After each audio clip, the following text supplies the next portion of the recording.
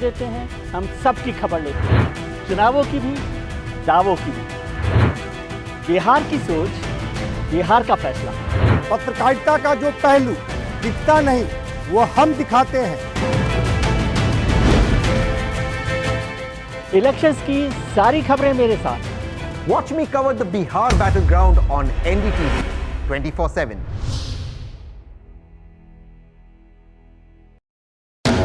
We unveil NDTV Golf Pro-Am, India's #1 Golf Pro-Am, the course of champions, the conversation of leaders. What a stellar lineup we have here on the stage of the NDTV World Summit to announce the launch of the NDTV Pro-Am. Arguably India's greatest cricketer, one of India's most distinguished bureaucrats, a top international golfer and also a top Indian pro at the moment. One administrator who's doing more to lift the profile of Indian golf than anyone has in the recent years. All the top champions, the Tiger Woods, will all come from India in future. It's great to be here. Golf is growing across the globe and here in India as well. Whereas now the opportunities are increasing a lot. Thank you very much. You're starting golf. We want to thank you. That's very sweet of you. Thank you. I think that's very, very important.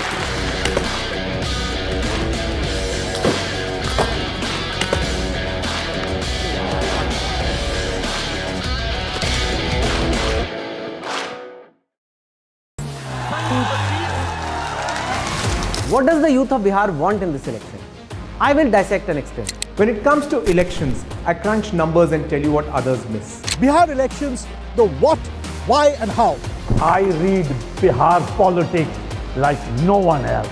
For over 4 decades now, I have had a ringside view of some of India's biggest elections. This time, I will bring to you the twists and turns of Bihar elections. Understand the real election dynamics in Bihar. With me on Bihar.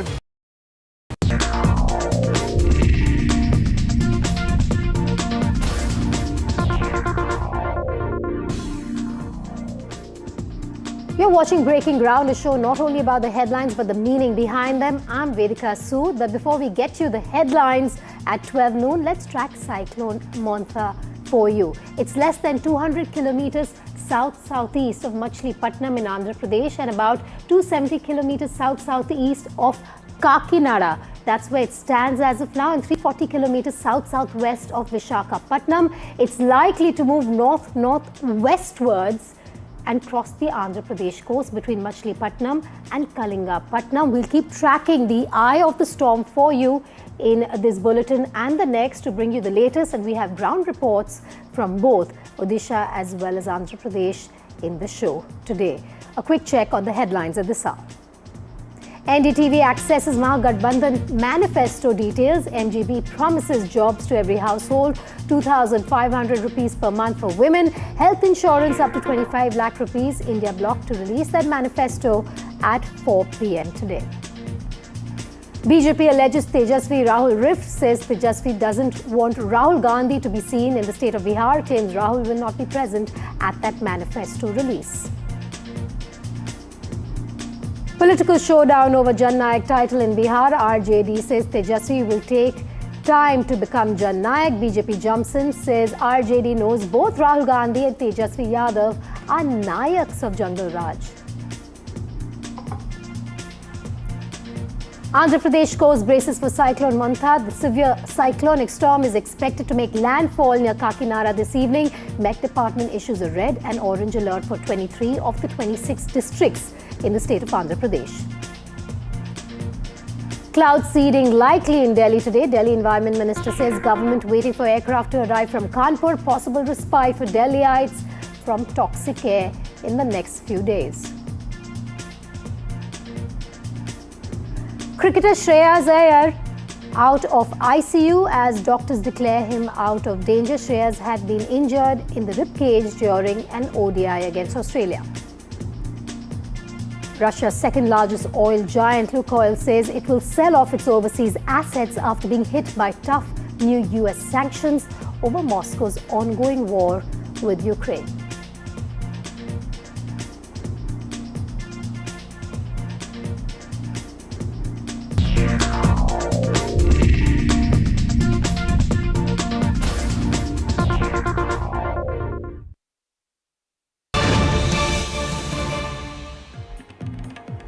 We start with breaking news from the state of Bihar, where the elections are less than a couple of days away. BJP leaders, big remark coming in. He says Tejasvi Yadav will be behind bars after the Bihar polls. This is being said by Ashwini Chaubey, a BJP leader. He says forget being chief minister, Tejasvi Yadav will be sent to jail after the Bihar polls. मुख्यमंत्री तो दूर, मुख्यमंत्री का सपना तो मुंगेरी लाल का हसीन सपना है।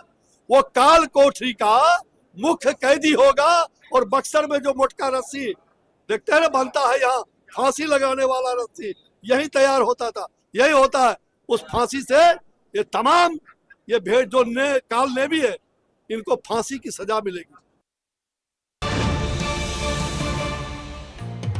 And now it's camp Tejasvi Yadav versus camp Nitish Kumar. It's RJD versus the JDU. War of words continue over the manifesto release by Tejasvi Yadav, which is scheduled for about 4 o'clock this afternoon. The JDU has hit back after Tejasvi salvo. Remember, Tejasvi Yadav had asked the NDA where their manifesto is, and now the JDU saying Nitish Kumar himself is their manifesto. Listen in.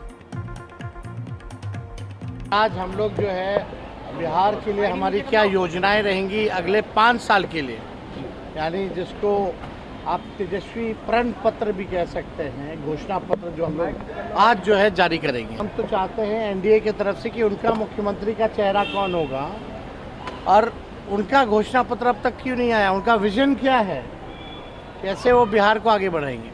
अब तक जितनी योजनाएं लाई हैं इन्होंने नकल की है तेजस्वी की, तो इनके पास कुछ अपना करने को कहने को नहीं है बिहार के लोगों को। हम लोग विजन बता रहे हैं, रोड मैप बता रहे हैं, हम लोग क्लियर है कि बिहार को नंबर 1 बनाना है और वो लोग केवल गाली देने में, नेगेटिव पॉलिटिक्स, नकारात्मक पॉलिटिक्स में लगे हुए हैं। मैनिफेस्टो तो लोगों को गुमराह करने के लिए जारी कर रहे हैं, लेकिन जनता के सामने नीतीश कुमार जी अपने आप में चलते फिरते मैनिफेस्टो हैं।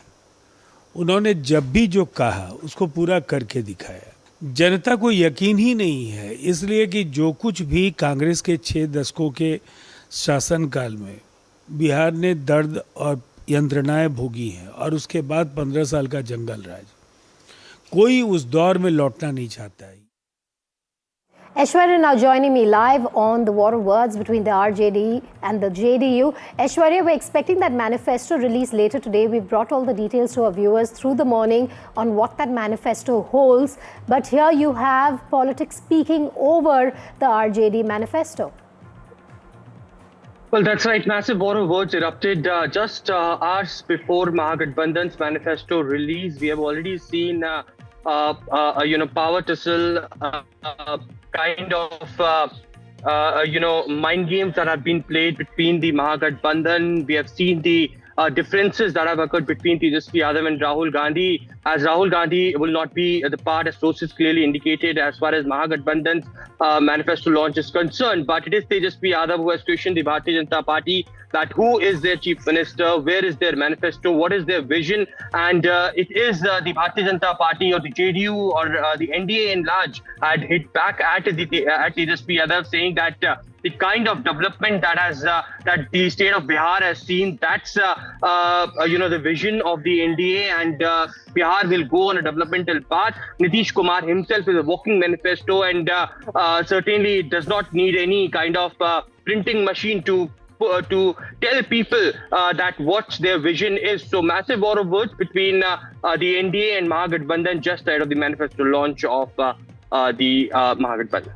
Jen, thanks for joining me live on Breaking Ground with that breaking news coming in. But staying with Battleground Bihar, well, it's seeing a fresh political twist today. The Mahagathbandhan is all said, like I said, to unveil its much anticipated manifesto promising jobs and much more. But what's equally striking is the absence of Congress MP Rahul Gandhi from this key event. Leader of opposition Rahul Gandhi will not be present at the unveiling ahead of the grand manifesto launch. RJD leader Tejasvi Yadav has trained point his guns at the NDA, questioning the delay in NDA's manifesto release. Tejasvi asked, why is the NDA still silent? Do they have nothing to say? He further slammed the alliance, saying the NDA lacks both vision and ideas for the state of Bihar, asserting that his party has a clear roadmap to make Bihar number one.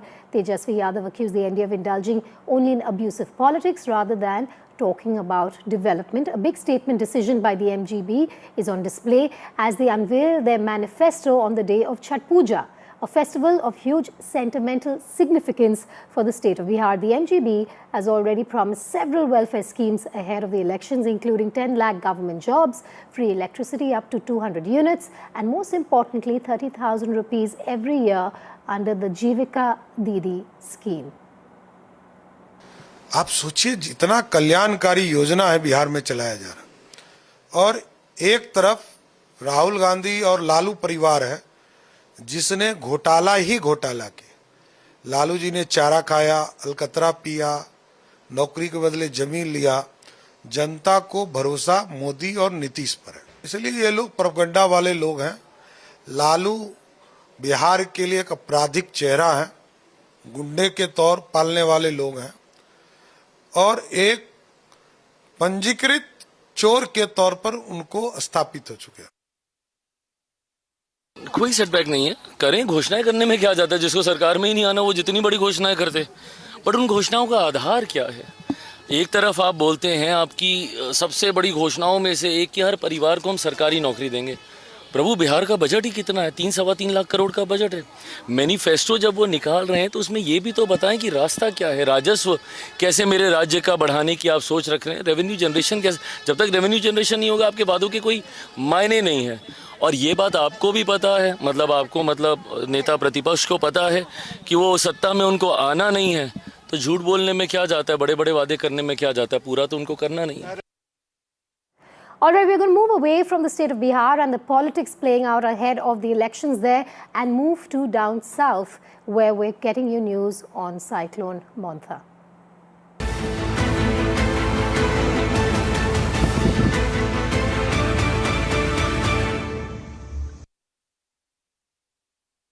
Cyclone Montha is intensifying rapidly over the southeast Bay of Bengal and is moving northwestward toward the Andhra Pradesh coast. Cyclone Montha is likely to make landfall later this evening or tonight when it crosses the Andhra Pradesh coast between Machilipatnam and Kalingapatnam around Kakinada in Andhra Pradesh, with a maximum sustained wind speed of 90 to 100 kilometers per hour, gusting to about 110 kilometers per hour. Andhra Pradesh has issued a red and orange alert across 23 districts with the heaviest rain and winds expected along the coastal belt, including Kakinada, Konasima, East and West Godavari and Visakhapatnam. The state administration has placed NDRF and SDRF teams on standby, set up control rooms and moved relief material to those vulnerable areas.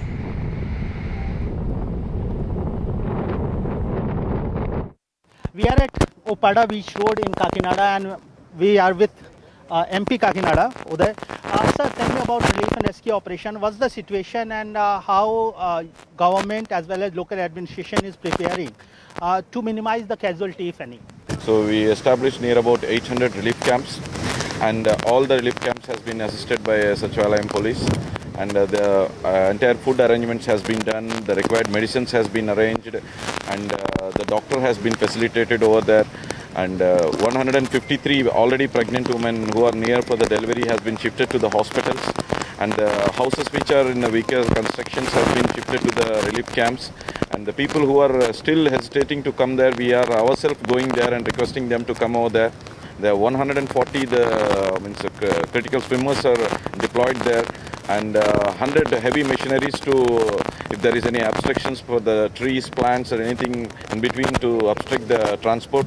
Already the 100 heavy machineries has been deployed, and 1,000 electricians from the other parts of Andhra Pradesh has been deployed to continuously give the uninterrupted power if there is any unexpected accident. So to recover that and to give the uninterrupted electricity service, we have deployed 1,000 electricians here and 50 NDRF teams and 30 NDRF teams, near about 23 108 ambulances and 34 104 ambulances, and all the vehicles with including the required food, water, drinking water, the medicines, everything we are perfectly means the local administration along with our party are ready with these things.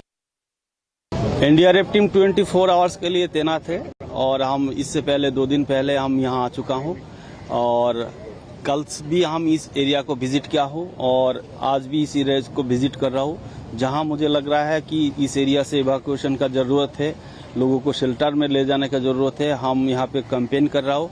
तो आज शाम को इस cyclone hit हो रहा है, panic होने का ज़रूरत नहीं है। हम सर्वदा लोकल प्रशासन के साथ टाई अप में है। इस एरिया का सभी लोगों को मैं यही अपील करूंगा कि अपना सुरक्षित स्थान जो शेल्टर बनाया गया है उस जगह पे पहुंच जाए और लोकल प्रशासन और हमसे कोऑपरेट करें। I want to now bring you some defining images from the state of Andhra Pradesh. Even before the landfall happens, you can see some damage to some of the vulnerable areas. Nearly 8 kilometers of Kakinada's beach road stretch has suffered damage as the sea turned turbulent. Officials have closed the beach road of Kakinada and Uppada to prevent incidents. Also, officials in Visakhapatnam village make announcements and ask people to vacate their homes as a precautionary measure. NDRF teams have been deployed, remember, in 25 hamlets of Andhra's Uppada area. In Andhra's Visakhapatnam, trees have been uprooted and massive waterlogging has been reported in several low-lying areas. Residents are advised to stay indoors as they brace for the impact of the cyclone. Also, severe weather situation is unfolding along India's east coast as the IMD issues escalating alerts for the states of Andhra Pradesh and neighbouring coastal regions. The cyclonic storm known as Cyclone Montha, currently spinning over the Bay of Bengal, is forecast to make landfall by this evening and is intensifying quickly. So as you can see on your screens, you're already seeing some parts of Andhra Pradesh that have been damaged due to the cyclone even ahead of the landfall. Remember, Indian Prime Minister Narendra Modi did speak with the Andhra Pradesh Chief Minister and asked him for an update. And according to the Andhra Pradesh government, they are prepared for this cyclone. Ashish now joins me live. Remember, we're reporting from Ground Zero. Ashish, tell us where you are and what's happening around you. So Vedika, right now we are in one of the relief camp. You can see behind me how this relief camp has been prepared. In fact, now administration, district collector of Kakinada, he and along with other senior officials, they had come here and they are providing food to all the persons who have been shifted here. Remember, almost 52,000 people has been evacuated and shifted in these kind of relief camp. This is one of the relief camp where we are from where we are reporting. And right now, the administration has arranged food for them. All the persons are being served the hot meal, and the kids, women, and elderly. In fact, everyone is here, and all these persons has been evacuated from the low-lying areas or the coastal areas or the villages which are near to sea. What collector has confirmed to us that today evening sometime they are expecting a landfall. Since the wind speed will be high, it will be around over 110 km per hour. So they have evacuated all the villages around sea line, as well as all those villages which are under low-lying areas. Right now, entire machinery, entire effort of administration as well as state government is to minimize any kind of casualty, any kind of property damage. But so far the situation is that many people, almost 52,000 people, not only in Kakinada but the neighboring district of East Godavari as well as Konasima, Visakhapatnam, Srikakulam, from there people have been shifted into the relief camp. Particular focus is on elderly as well as pregnant women. All the pregnant women from these villages, low-lying areas or the villages which are at coastline, they have been shifted to nearby hospital through ambulance. All the pregnant women have been shifted to the hospital, while the kids, elderly, they are being taken care of. Right now, this is the situation from one of the relief camps, and you can see almost over 200 people are here. The hot meal administration is continuously monitoring the situation. If we talk about the effort, right now NDRF, SDRF team, fire safety teams, apart from Navy teams, They all are put on alert. Chief Minister Chandrababu Naidu himself is monitoring the situation. In fact, yesterday we had reported that how Prime Minister also had spoken to Chief Minister and assured all kind of assistance from the center side.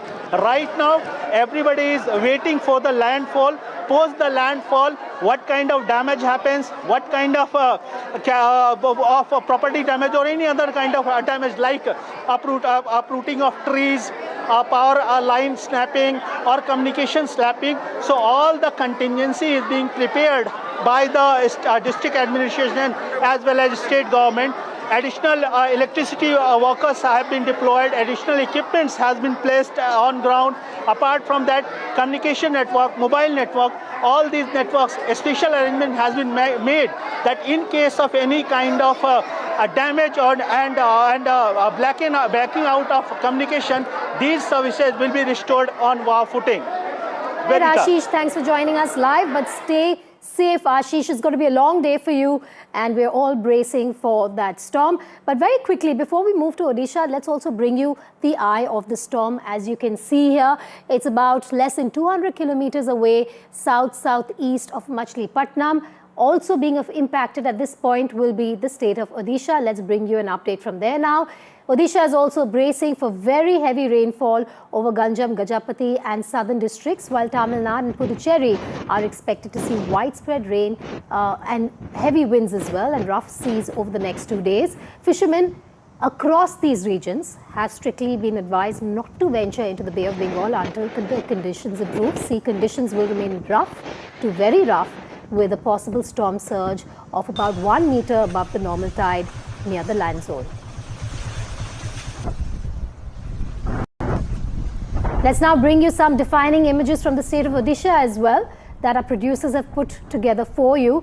Odisha's famed Chilika Lake turns stormy as the state braces to handle the impact of the cyclone. The lake wore a deserted look as people, of course, have been advised to stay indoors at this point. Also, fishing boats that had come from Andhra Pradesh are unable to return due to the cyclone. Nearly 50 fishing boats have been anchored in the harbour of Gopalpur port in Ganjam district. Fishing boats of Odisha have been kept in berth of Gopalpur for the cyclone.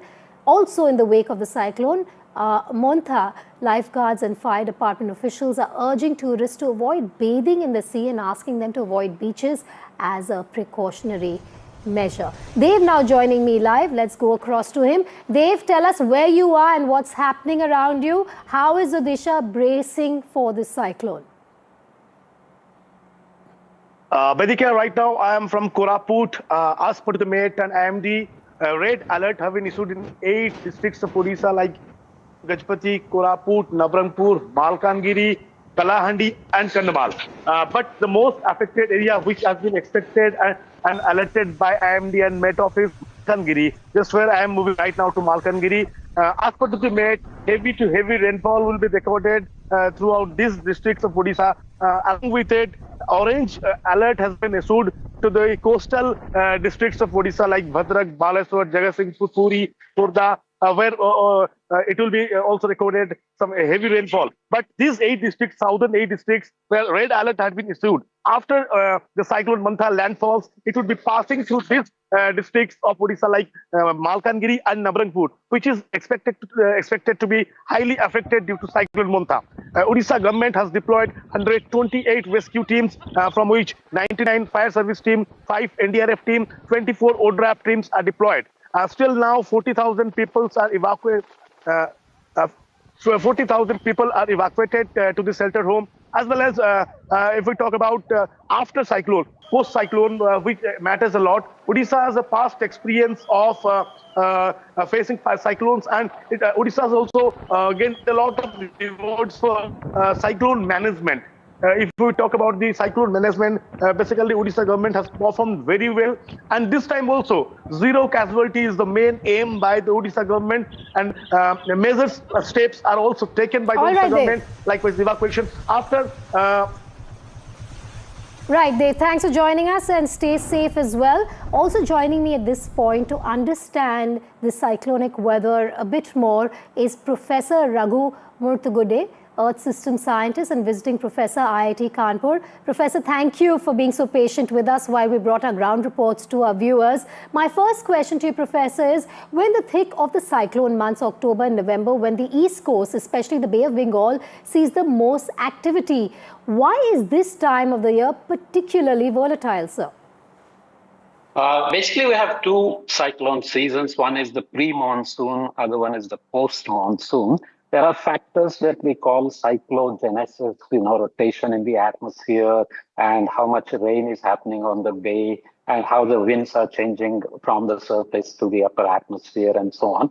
They allow the cyclones to be born and, more importantly, to grow. During the monsoon, the conditions are such that even though there are lots of circulations and convection happening, the conditions do not allow the cyclones to grow. So we get low pressure systems. But before the monsoon, after the monsoon, the conditions become very favorable to even be influenced from outside, like the typhoons in the Pacific, for the cyclone seeds to be thrown around and for them to grow into these monsters. As you can see, even though it's hundreds of kilometers away, it's already battling the coast with winds and rainfall. So this is how we have these two cyclone seasons.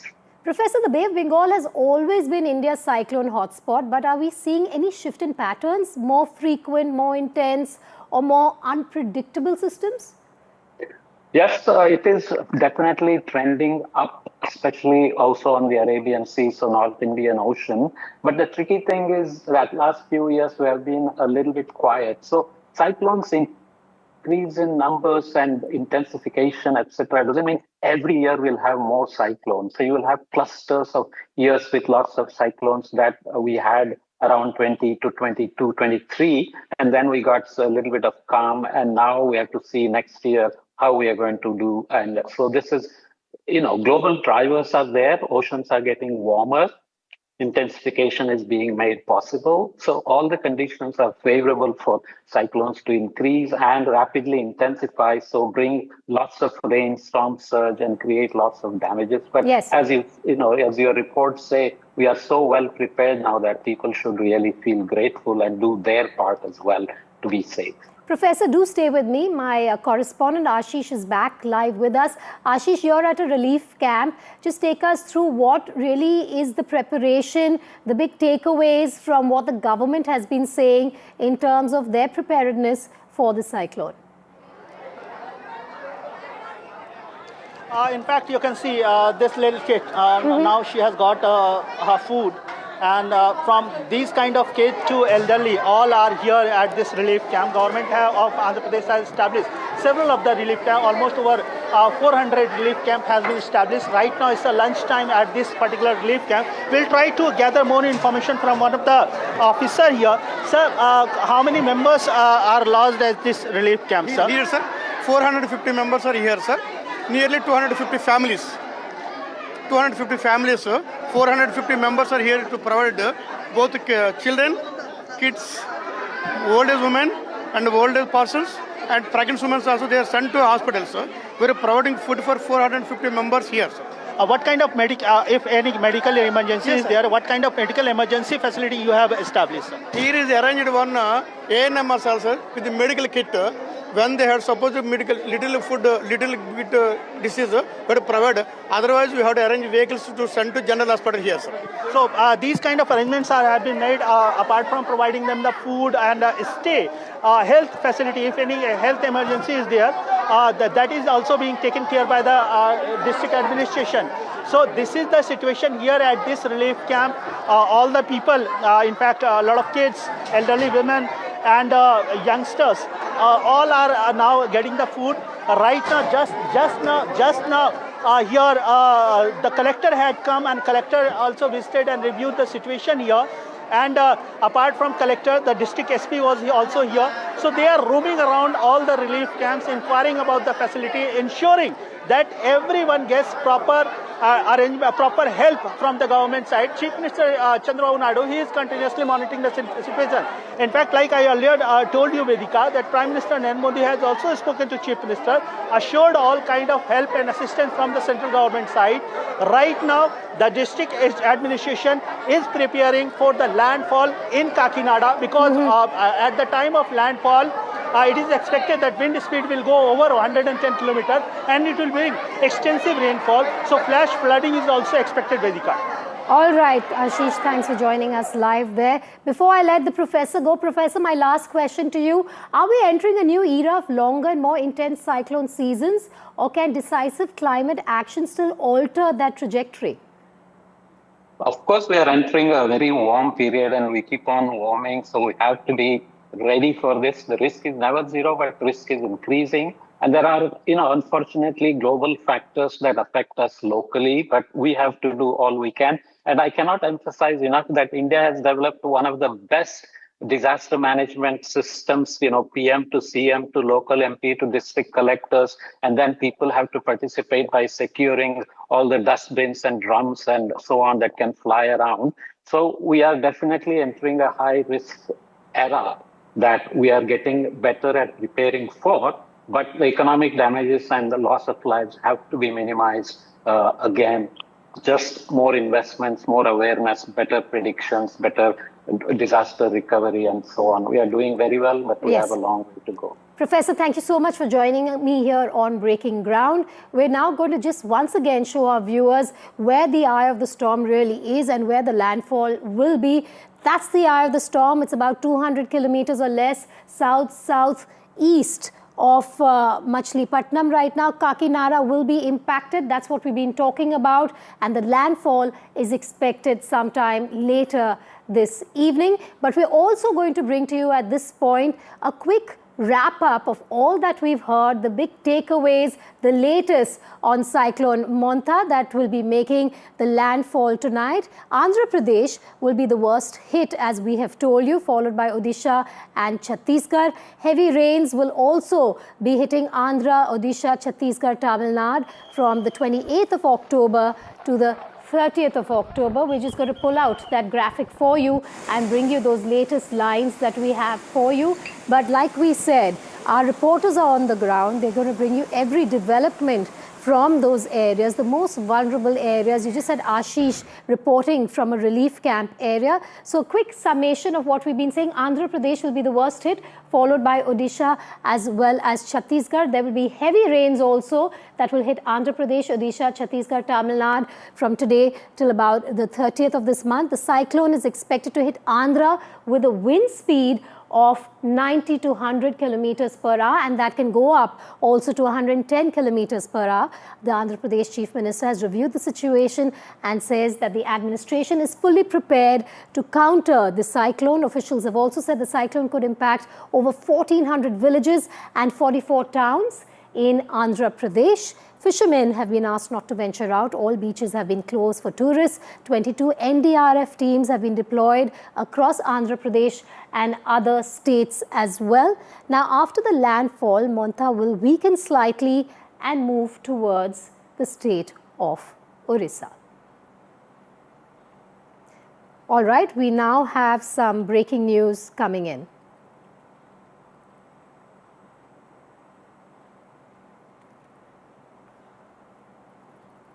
But before we bring you that breaking news, let's also just tell you that there has been a very important meeting that has taken place between BJP MP Tejasvi Surya, who has reached Deputy Chief Minister D.K. Sivakumar's residence, discussing plans for the proposed 18-kilometer tunnel project linking Hebal and Silk Board Junction. Remember, Tejasvi Surya had expressed his displeasure multiple times with the project, as the tunnel will pass through Lal Bagh Botanical Garden and can be used only with people who own cars. Clarifying that the matter is not political rivalry, Surya had said that it is not between him and the Deputy Chief Minister, rather about the city and what is best for the city of Bengaluru. The tunnel road project is a pet project of D.K. Sivakumar. The project has hit the major hurdle due to several technical, financial and environmental flaws. I have requested him that the amount of money that is being proposed to be spent on the car-only tunnel project be spent on more mass rapid transport systems like metro. The purpose of our policy should be to move more people, move more passengers than moving more cars. the focus should be to move more people than moving more vehicles.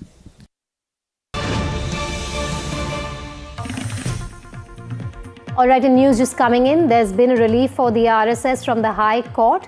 The High Court has imposed an interim stay on government order. There's a relief for the RSS because the government order that mandated prior permission for gathering of over 10 people in public spaces is what was challenged in the High Court, alleging that it was against the fundamental rights of citizens.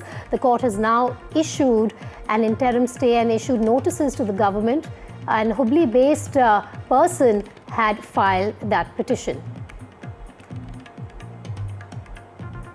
All right, so the High Court imposed an interim stay on a government order that mandated prior permission for gathering of over 10 people in public spaces. The latest that we have for you is that that order was challenged in the Karnataka High Court, and the claim there was that it was against the fundamental rights of citizens to gather, and there has been an interim stay on that government order. Deepak will be giving us more details on this. Deepak, just bring us up to speed with this breaking news.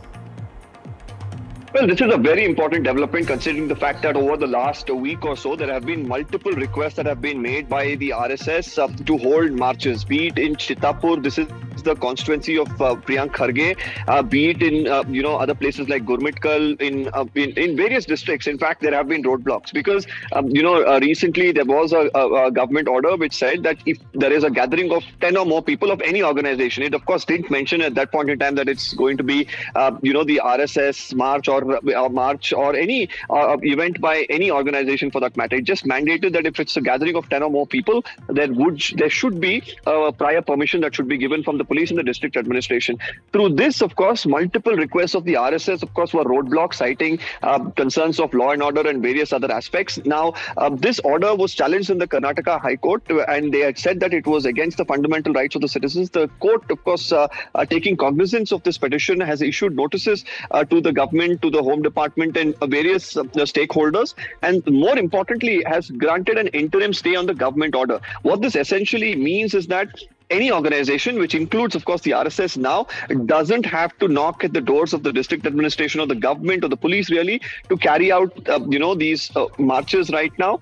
And it would be seen as a setback really for the government, because this is now a stay on the government order in itself and giving permission for the RSS now at will to carry out their marches wherever they like, whenever they do, whenever they want to do it. And has there been any reaction from the Karnataka government yet on this development?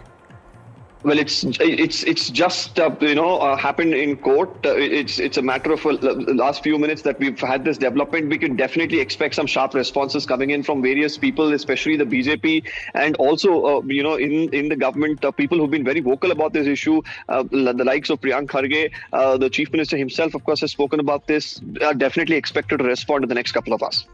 Just take us through what the stand of the state government has been on this till now. Well, we've seen various leaders, especially ministers like Priyank Kharge, Santosh Lad, and others speak about the RSS marches and how, in various ways, they are not done in the right spirit. They've spoken about the ideology of the RSS not being conducive and being allowed to actually march with sticks is not the right way forward, is what they opine. They did say that there should be restrictions. We've seen them, of course, raise issues about events being held in, especially government premises. We've seen action being initiated against, government officials who participated in RSS marches. So, while the government has maintained that this is not an attempt to just curb events or marches of the RSS, but it applies to all organizations. But of course, directly at the receiving end was Sharda from the RSS joining me, RSS ideologue there. Mr. Sharda, your first reaction to the interim order, which is a huge win for the RSS in some ways. History repeats itself, but it's not first time that RSS got a favorable order from the courts. It has been happening for years together, decades together. Scores of judgment have given relief to RSS every time. These hate mongers have tried to suppress RSS. So I'm not surprised. This is the internal power struggle of Karnataka Congress, where each leader wants to create a new space of himself because there is no space at the top. Then there is also effort to please Rahul Gandhi, who believes he is messiah of minorities. So this ban was put into effect to show the vote bank that they will do anything to go to any extent to support them, in whichever, whether that vote bank feels that actually banning RSS will give them any benefit. There's a question that vote bank had to answer. But for Congress, it's nothing new. They have been insulted. They have been They have been slapped by the courts many times. So this tamasha they have done. They know nothing will work. They know that this ban cannot work. They know that these are illegal orders. Knowing what has happened earlier on, they don't have legal advisors who tell them that so many times all these attempts have failed. So that is, I just feel it is a question of one man up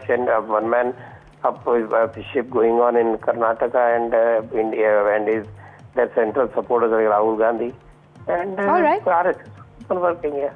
Mr. Sharda, thank you for joining me here on Breaking Ground over the phone line. I also have Mr. Ashok Gowda joining me from the BJP. Mr. Gowda, your first reaction. This is a win for the RSS in court with that interim stay, and is being seen as a setback for the Karnataka government. See, it is very clear that this was a diversion tactic done by the Congress government. They are experts now, diverting the issues from the development, diverting the issues from the burning issues like potholes, farmer suicide. Across the state, there is no development. One side, women are not feeling safe. Another side, Karnataka is burning with the different types of issues. So they bring up RSS, they bring up Sanatana, they bring up Hindutva, they bring up appeasement. So constantly Congress, without delivering, they are diverting the subject. That is why they brought up RSS. When the Mysore rape happened on the 9-year-old girl, and so they could not answer to the people of Karnataka, and during the Diwali days also 3 rapes happened, and robbery is happening. And if you see it on the crime list is seen, the Karnataka feels like very unsafe. So when all these things are happening, the leader ministers like Priyanka Kharge, Santosh Lad, all these people are being left out to speak whatever they want, and they rise up issues which are actually not concerning to the people of Karnataka. So the people, RSS, yes, we will definitely answer. That is, RSS spokesperson people will come and answer, or the senior people who have been grown up in RSS, they will definitely answer. But that is not the issue what a minister in the Karnataka government should answer. You should answer what is the fund utilization, what has happened in our rural development, and what has happened with the Google going out to the Vijayawada. All these things are the answers which Priyanka Kharge should answer. Instead of that, he says, who is RSS? We will ban RSS. So this is the mindset of Congress to divert the main topics of development and crime which is happening in Karnataka. Mr. Gowda, thanks for joining us on the phone line out there. Both the BJP and the RSS claiming that this is to be seen as a setback for the Karnataka government. We, of course, will also get their version in some time from now. But now it's time to take a look at the big events that we're going to look out for in the day ahead in our special segment, Day Ahead.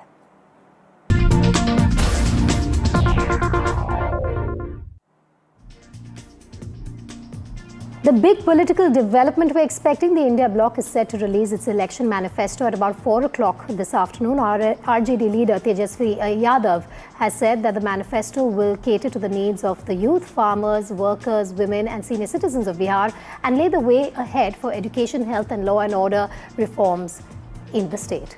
Also, after the announcement of SR in Bengal on Monday by the Election Commission of India, an all-party meeting has been called by the West Bengal Chief Electoral Officer's office at again 4 p.m. today, where all national and state level political parties will be participating. And with that, we slip into a short break, but we bring you the update on Shreyas Iyer and what the BCCI has to say about his medical condition in moments from now. Stay tuned.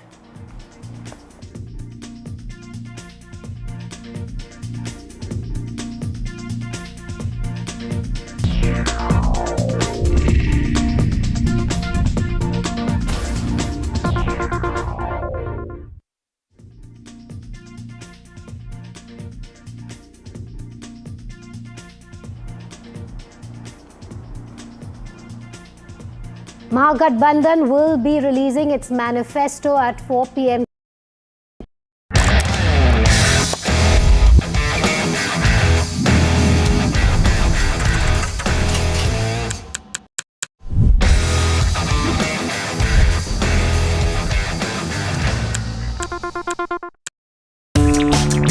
In Bihar, बहुत politics है. The year's election super final. Can Jai Viru storm the palace? Or will Bihar double engine defend? Fierce fight, electric election. Biggest team, biggest coverage. Battleground Bihar on NDTV 24/7.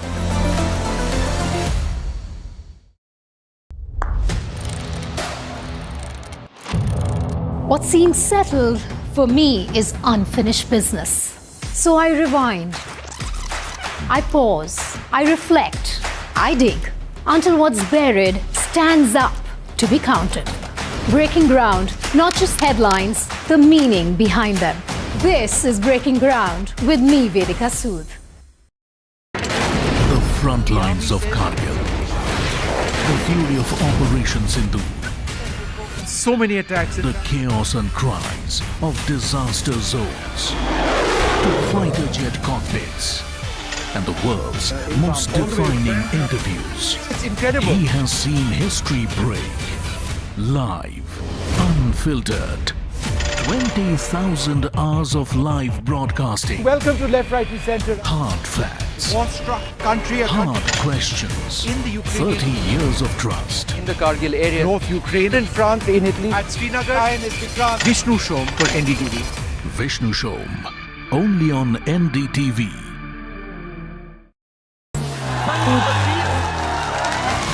What does the youth of Bihar want in this election?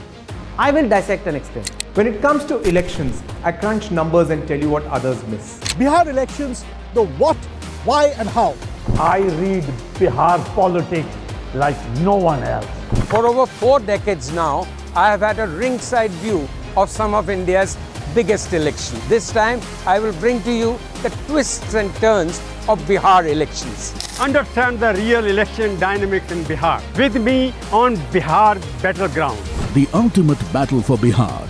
NDTV unites the biggest voices, unmissable debates and data discourse.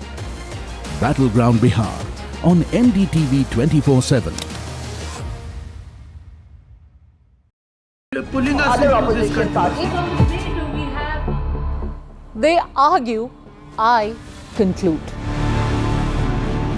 They deflect, I drill down.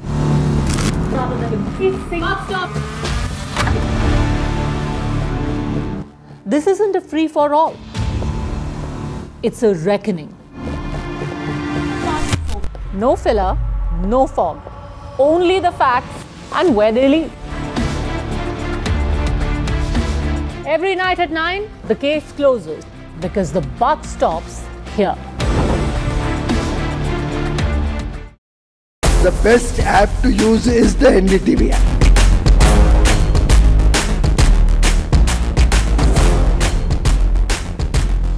दुनिया भर में जब भी भारतीय media की चर्चा होती है तो एनडीटीवी सबसे पहले जिक्र में आता है। मैं आपका बात से सहमत हूं। उल्टे हम भी जब विदेश जाते हैं, the best app to use is the NDTV app.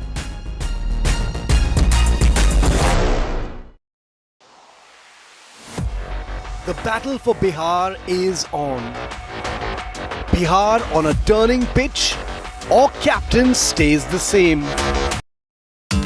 मजे को दुगुना करना है, मजे को 3 गुना करना है। गाजी, रोहन, दोबारा से।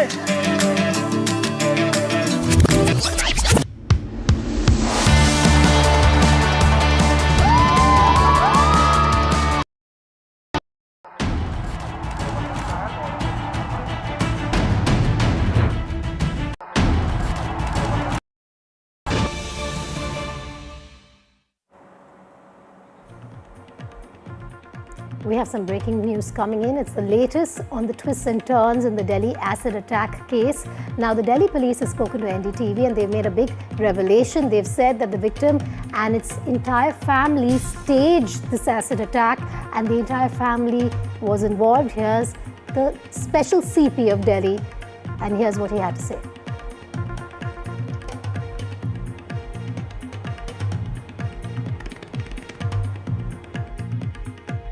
तो मेन आरोपी को हमने टटोला बुलाया तो उसने कहा जी मैं तो था ही नहीं वहाँ पे पूरे दिन, मैं तो सुबह से शाम तक करोल बाग में था, भारत नगर में मैं गया ही नहीं।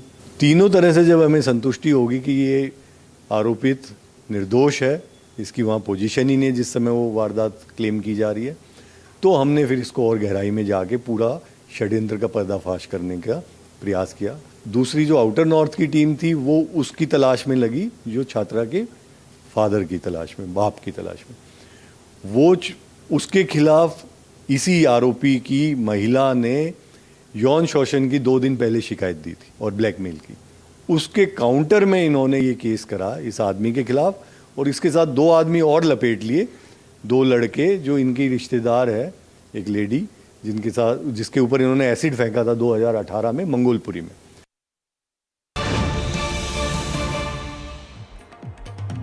All right, there's a big update on the Delhi cloud seeding attempt. Sources telling NDTV that the aircraft from Kanpur is on its way to Delhi. Delhi may see its first artificial rain only if all goes well and if weather permits. I have Ishika live with me on this.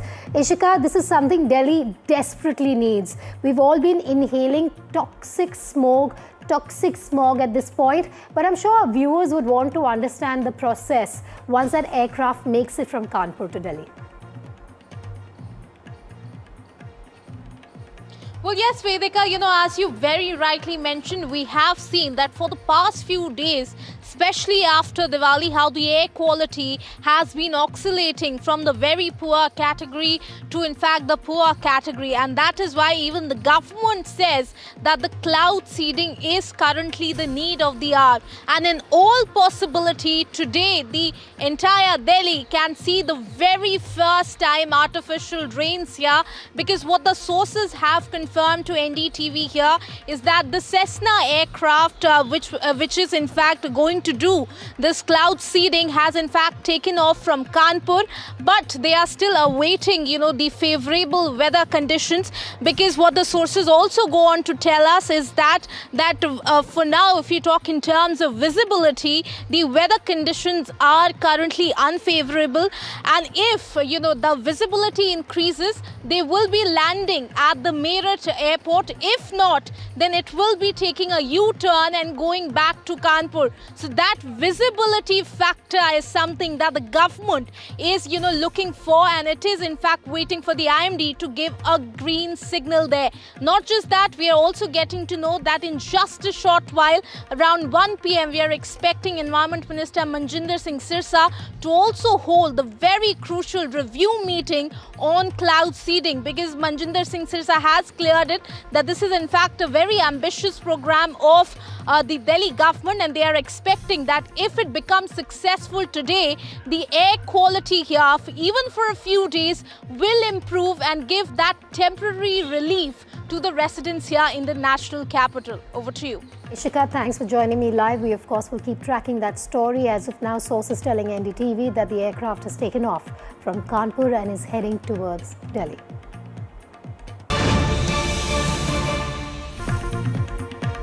More breaking news coming in. Actor turned politician and TMK chief Vijay has trained his guns on the Stalin government. Vijay has now questioned the state government's stand over farmer distress in the delta belt of the state.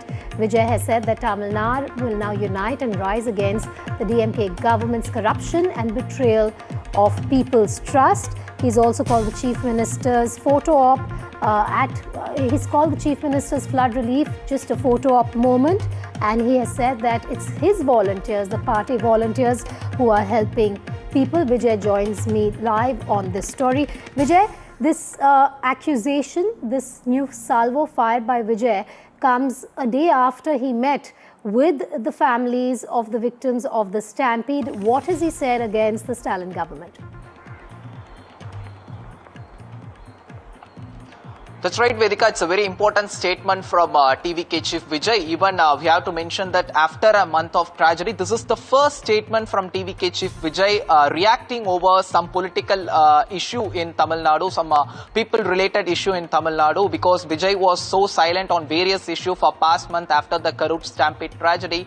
He even met, yesterday only, he met 41 people, families who were affected in the horrifying stampede. After a day, today he released a statement questioning the DMK government over farmers' distress in Delta region. This is very important statement from TVK Chief Vijay, because for past few days, for past 2 weeks, there has been a huge rainfall across Tamil Nadu, especially over Delta region and North Coastal District. And even we reported from Delta region saying that farmers across the Delta regions are in distress because of their paddy crops were submerged to rainwater. So TVK Chief Vijay here released a statement asking 6 questions over state government. He attacked the DMK government over farmers' distress. Why government was silent? Why failed to take care of the farmer? These are all the questions asked by TVK Chief Vijay Vedika.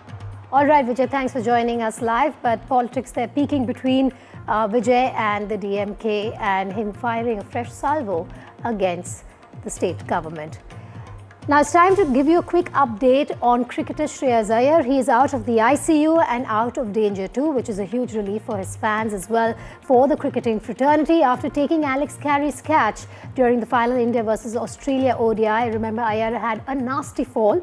It seemed that the ball had got stuck to his ribcage.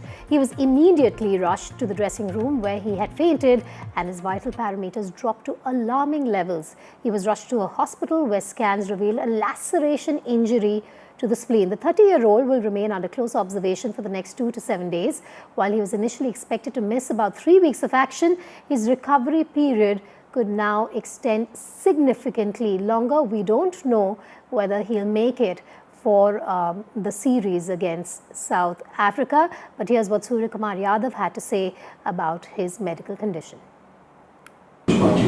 No, we spoke to him first day जब पता चला कि उसको injury हुई है तो मैंने पहले उसको ही फ़ोन किया.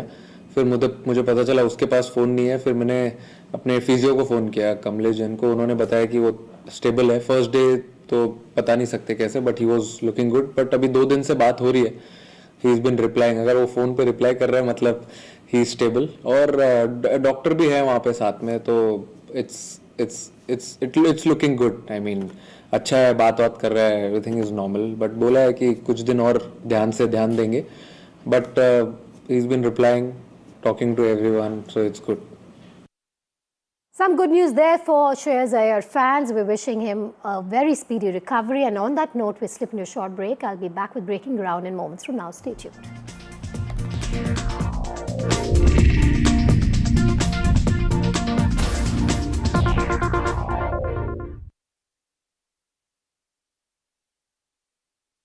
Motorola Edge 60 Pro, most stunning true color pro grade camera.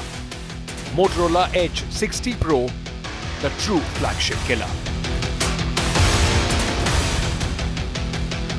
A political firestorm has erupted in the state of Bihar over the legacy of former Chief Minister and socialist icon Jan Nayak Karpuri Thakur, with 2 major political parties, the BJP and Congress, clashing over the Jan Nayak title for Congress's Rahul Gandhi.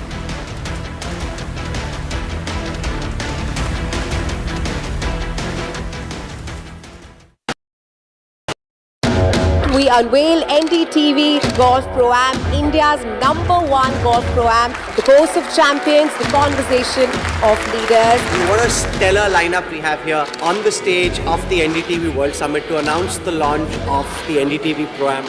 Arguably India's greatest cricketer, one of India's most distinguished bureaucrats, a top international golfer and also a top Indian pro at the moment. One administrator who's doing more to lift the profile of Indian golf than anyone has in the recent years. All the top champions, the Tiger Woods, will all come from India in future. It's great to be here. Golf is growing across the globe and here in India as well. Whereas now the opportunities are increasing a lot. Thank you very much for starting golf. We want to thank you. That's very sweet of you. Thank you. I think that's very, very important.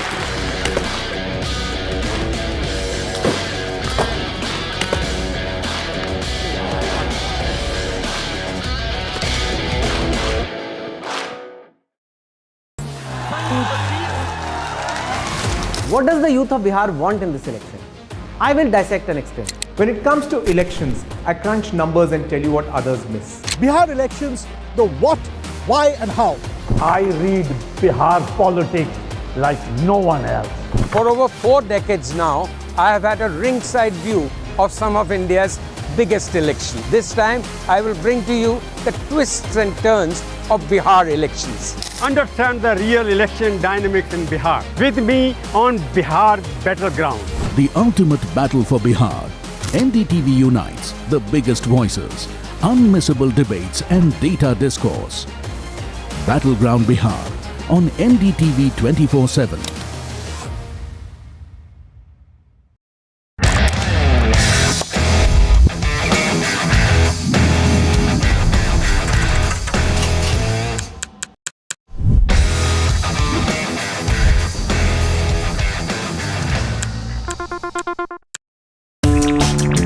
In Bihar, bahut politics hai.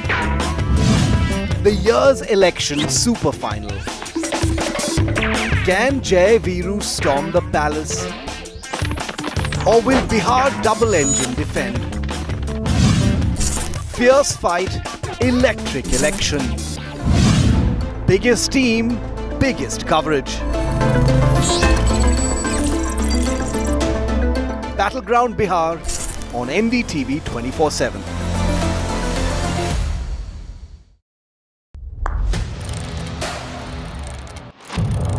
What seems settled for me is unfinished business. So I rewind. I pause. I reflect.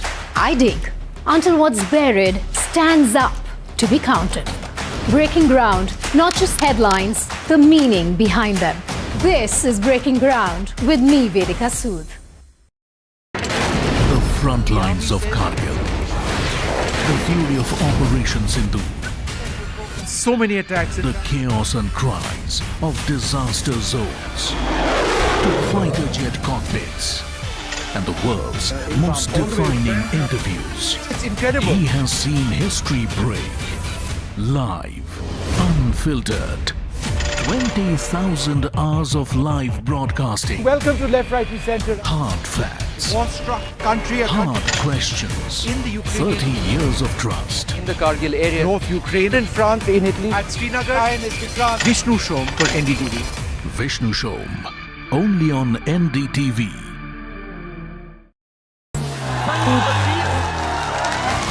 What does the youth of Bihar want in this election? I will dissect and explain. When it comes to elections, I crunch numbers and tell you what others miss. Bihar elections, the what, why and how. I read Bihar politics like no one else. For over 4 decades now, I have had a ringside view of some of India's biggest elections. This time, I will bring to you the twists and turns of Bihar elections. Understand the real election dynamics in Bihar. With me on Bihar Battleground. The ultimate battle for Bihar. NDTV unites the biggest voices, unmissable debates and data discourse.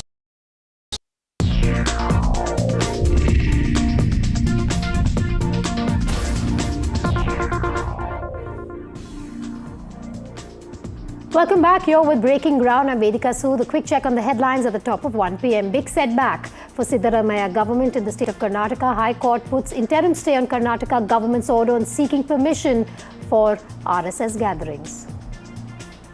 Day after meet with stampede victims, Vijay fires a fresh salvo at Chief Minister Stalin, pointing to Chief Minister being garlanded during visit to flooded areas. Vijay alleges Stalin busy with self-promotion and photo ops as people suffer. The big developing story, Andhra Pradesh coast braces for Cyclone Montha. The severe cyclonic storm is expected to make landfall near Kakinada this evening. Met Department issues a red and orange alert for 23 of the 26 districts of the state.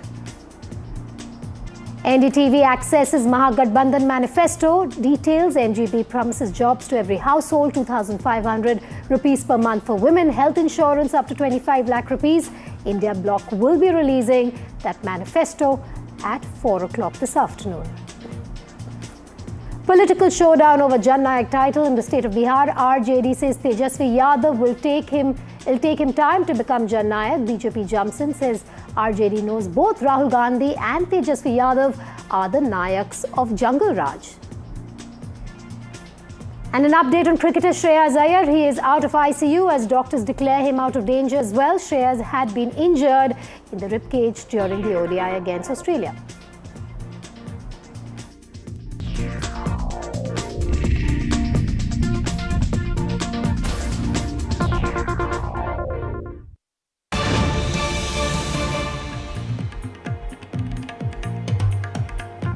In a big setback for the Karnataka government, the High Court has issued an interim stay on imposing restrictions on the activities of the Rashtriya Swayamsevak Sangh, the RSS. The Karnataka High Court also issued notices to the state government, the Home Department and the Hubballi Police Commissioner. The RSS, remember, had challenged the state government's order from 10 days ago, which declared any gathering of more than 10 people without prior permission a criminal offence. Deepak now joining me live on that big breaking news coming in from Karnataka. Deepak, first, the big takeaways from that interim stay.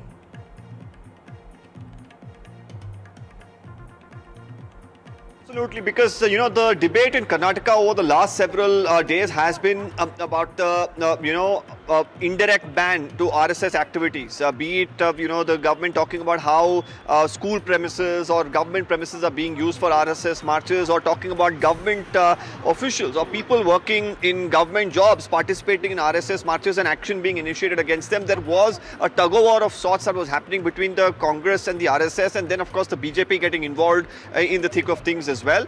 Now, very recently, the state government, of course, had said that as far as any events, they didn't specify the RSS as an organization or name it. They said for any organization, if there are more than 10 people participating in an event or a march, they should definitely seek prior permission, and without it, they cannot carry out the march, is what the government order had said. And they had said if in violation, there could be action that could be initiated as well.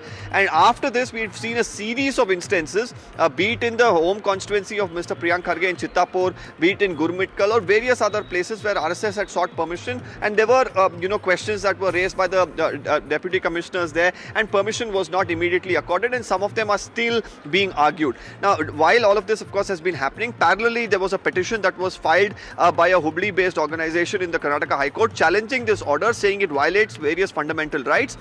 And the court, of course, while it heard the petition, has granted an interim stay on this order in itself. What this essentially means is that organizations such as the RSS now can go ahead and plan their marches, and they don't really have to apply for permission.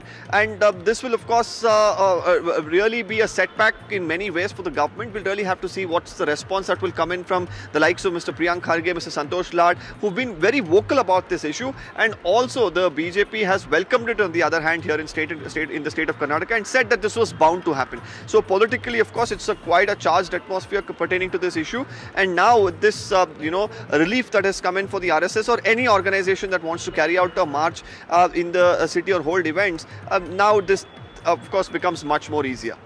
Do stay with me. We also spoke initially with an RSS ideologue and with the BJP leader. Like Deepak said, they both slammed the Karnataka government, claiming that this was an indirect way of actually controlling, limiting the activities of the RSS. If you remember, it was Karnataka IT Minister Priyank Kharge who had written a letter to Chief Minister of the state, Siddaramaiah, seeking a ban on RSS gatherings in public spaces.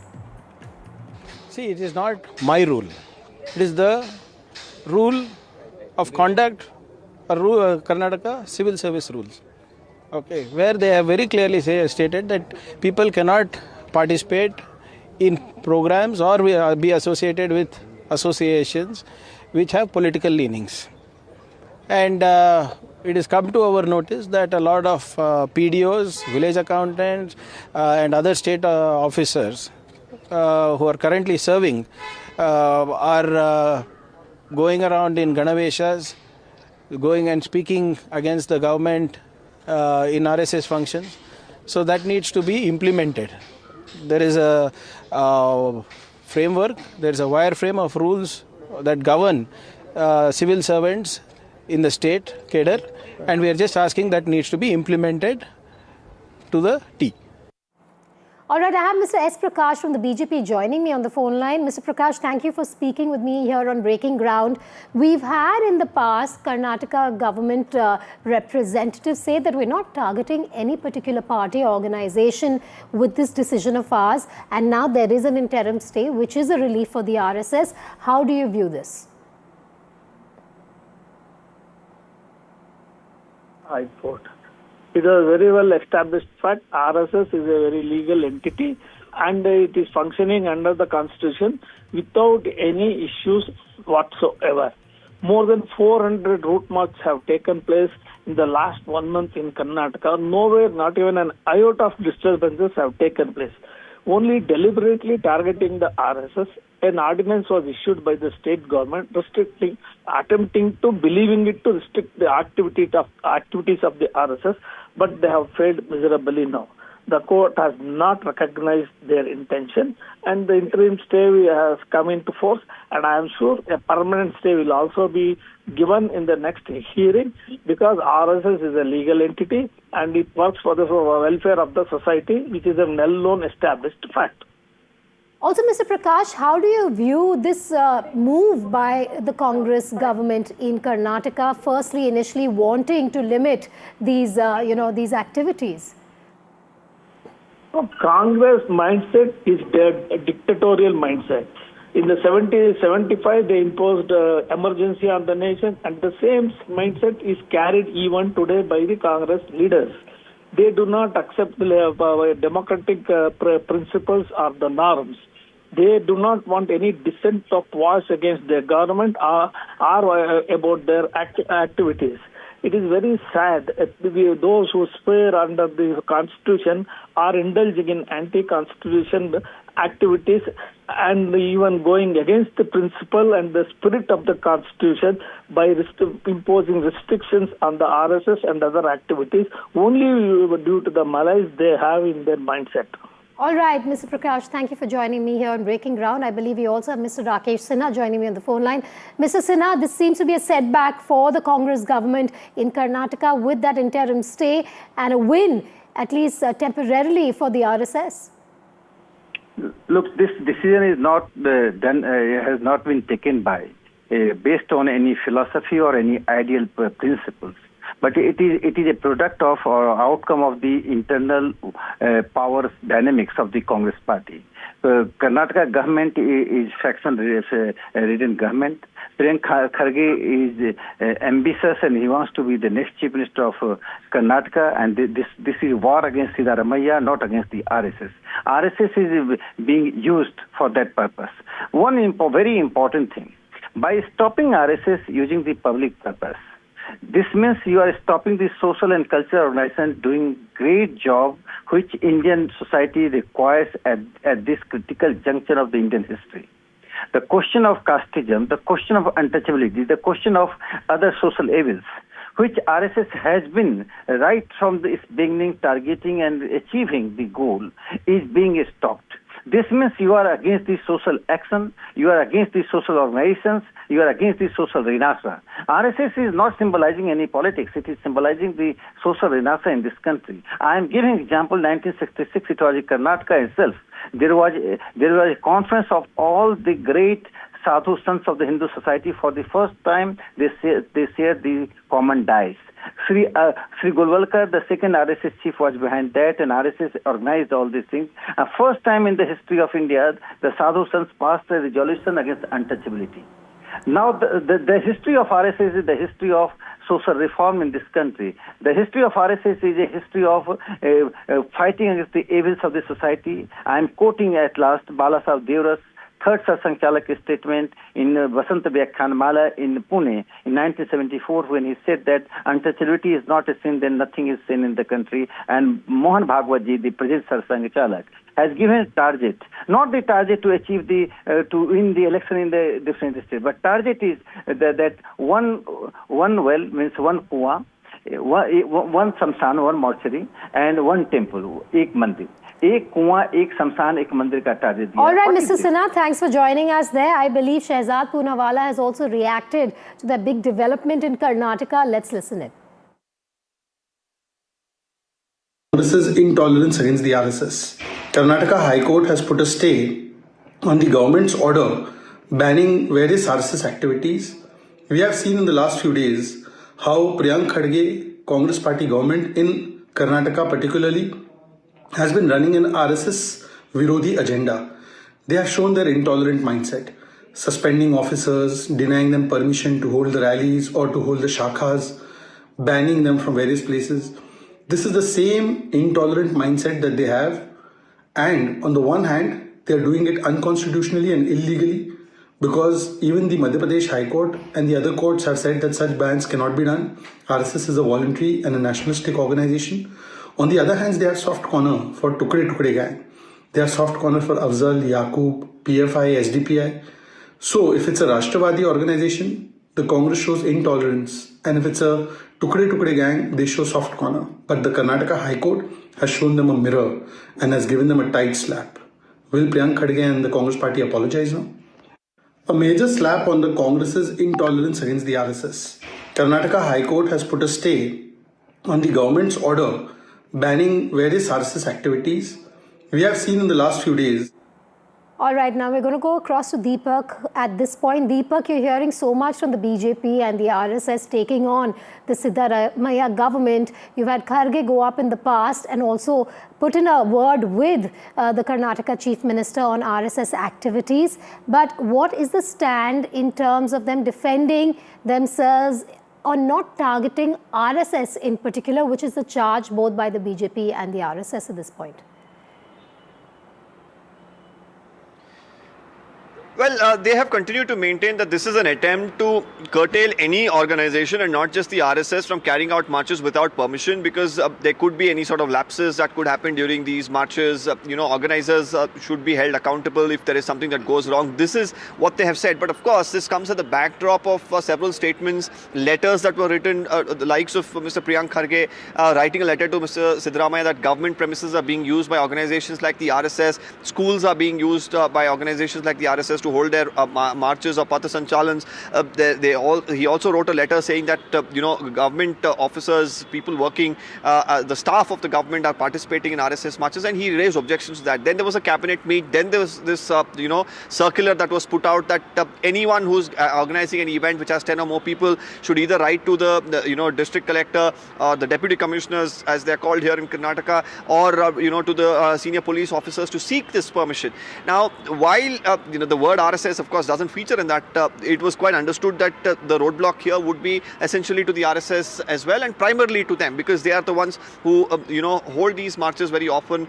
It did happen that in multiple occasions that they did seek permission to hold these marches, and it was not given, citing law and order and other issues as well. Now, with High Court, of course, putting an interim stay on the government order itself, it essentially allows the RSS now to hold their marches.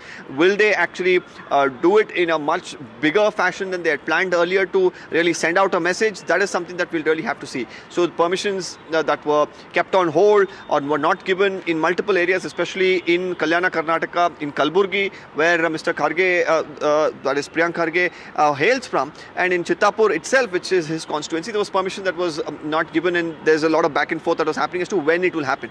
Now it looks like there will be a concrete plan to do a RSS Pathasanchalan, and if it does happen, how will the government really look at it is also going to be very interesting to note. Right, Deepak, do stay with me. We also spoke with RSS ideologue Mr. Sharda. Here's what he had to say straight after we broke the story. History repeats itself, but it's not first time that RSS got a favorable order from the courts. It has been happening for years together, decades together.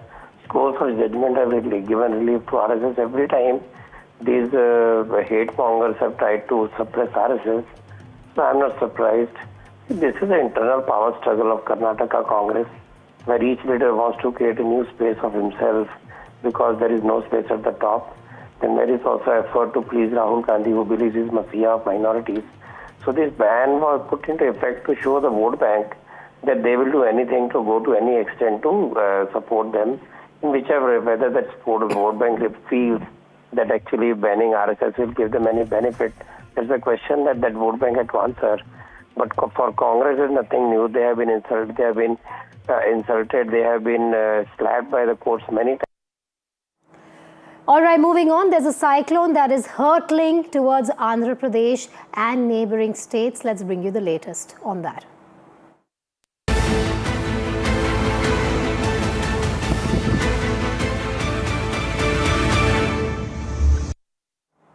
Cyclone Montha is intensifying rapidly over the southeast Bay of Bengal and is moving north westward toward the Andhra Pradesh coast. Cyclone Montha is likely to make landfall later this evening or tonight when it crosses the Andhra Pradesh coast between Machilipatnam and Kalingapatnam around Kakinada in Andhra Pradesh, with a maximum sustained wind speed of 90 to 100 kilometers per hour, gusting to about 110 kilometers per hour.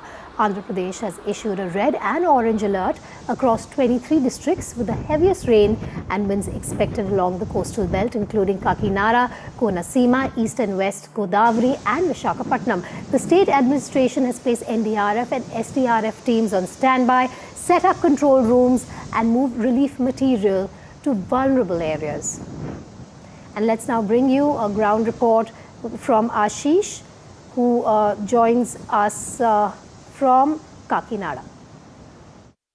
We are at Upada beach area of Kakinada, and what weather department has predicted that landfall of Cyclone Montha is likely to happen near Kakinada, in between Machilipatnam, which is in Krishna district, and Narsingpatnam, which is in Srikakulam district.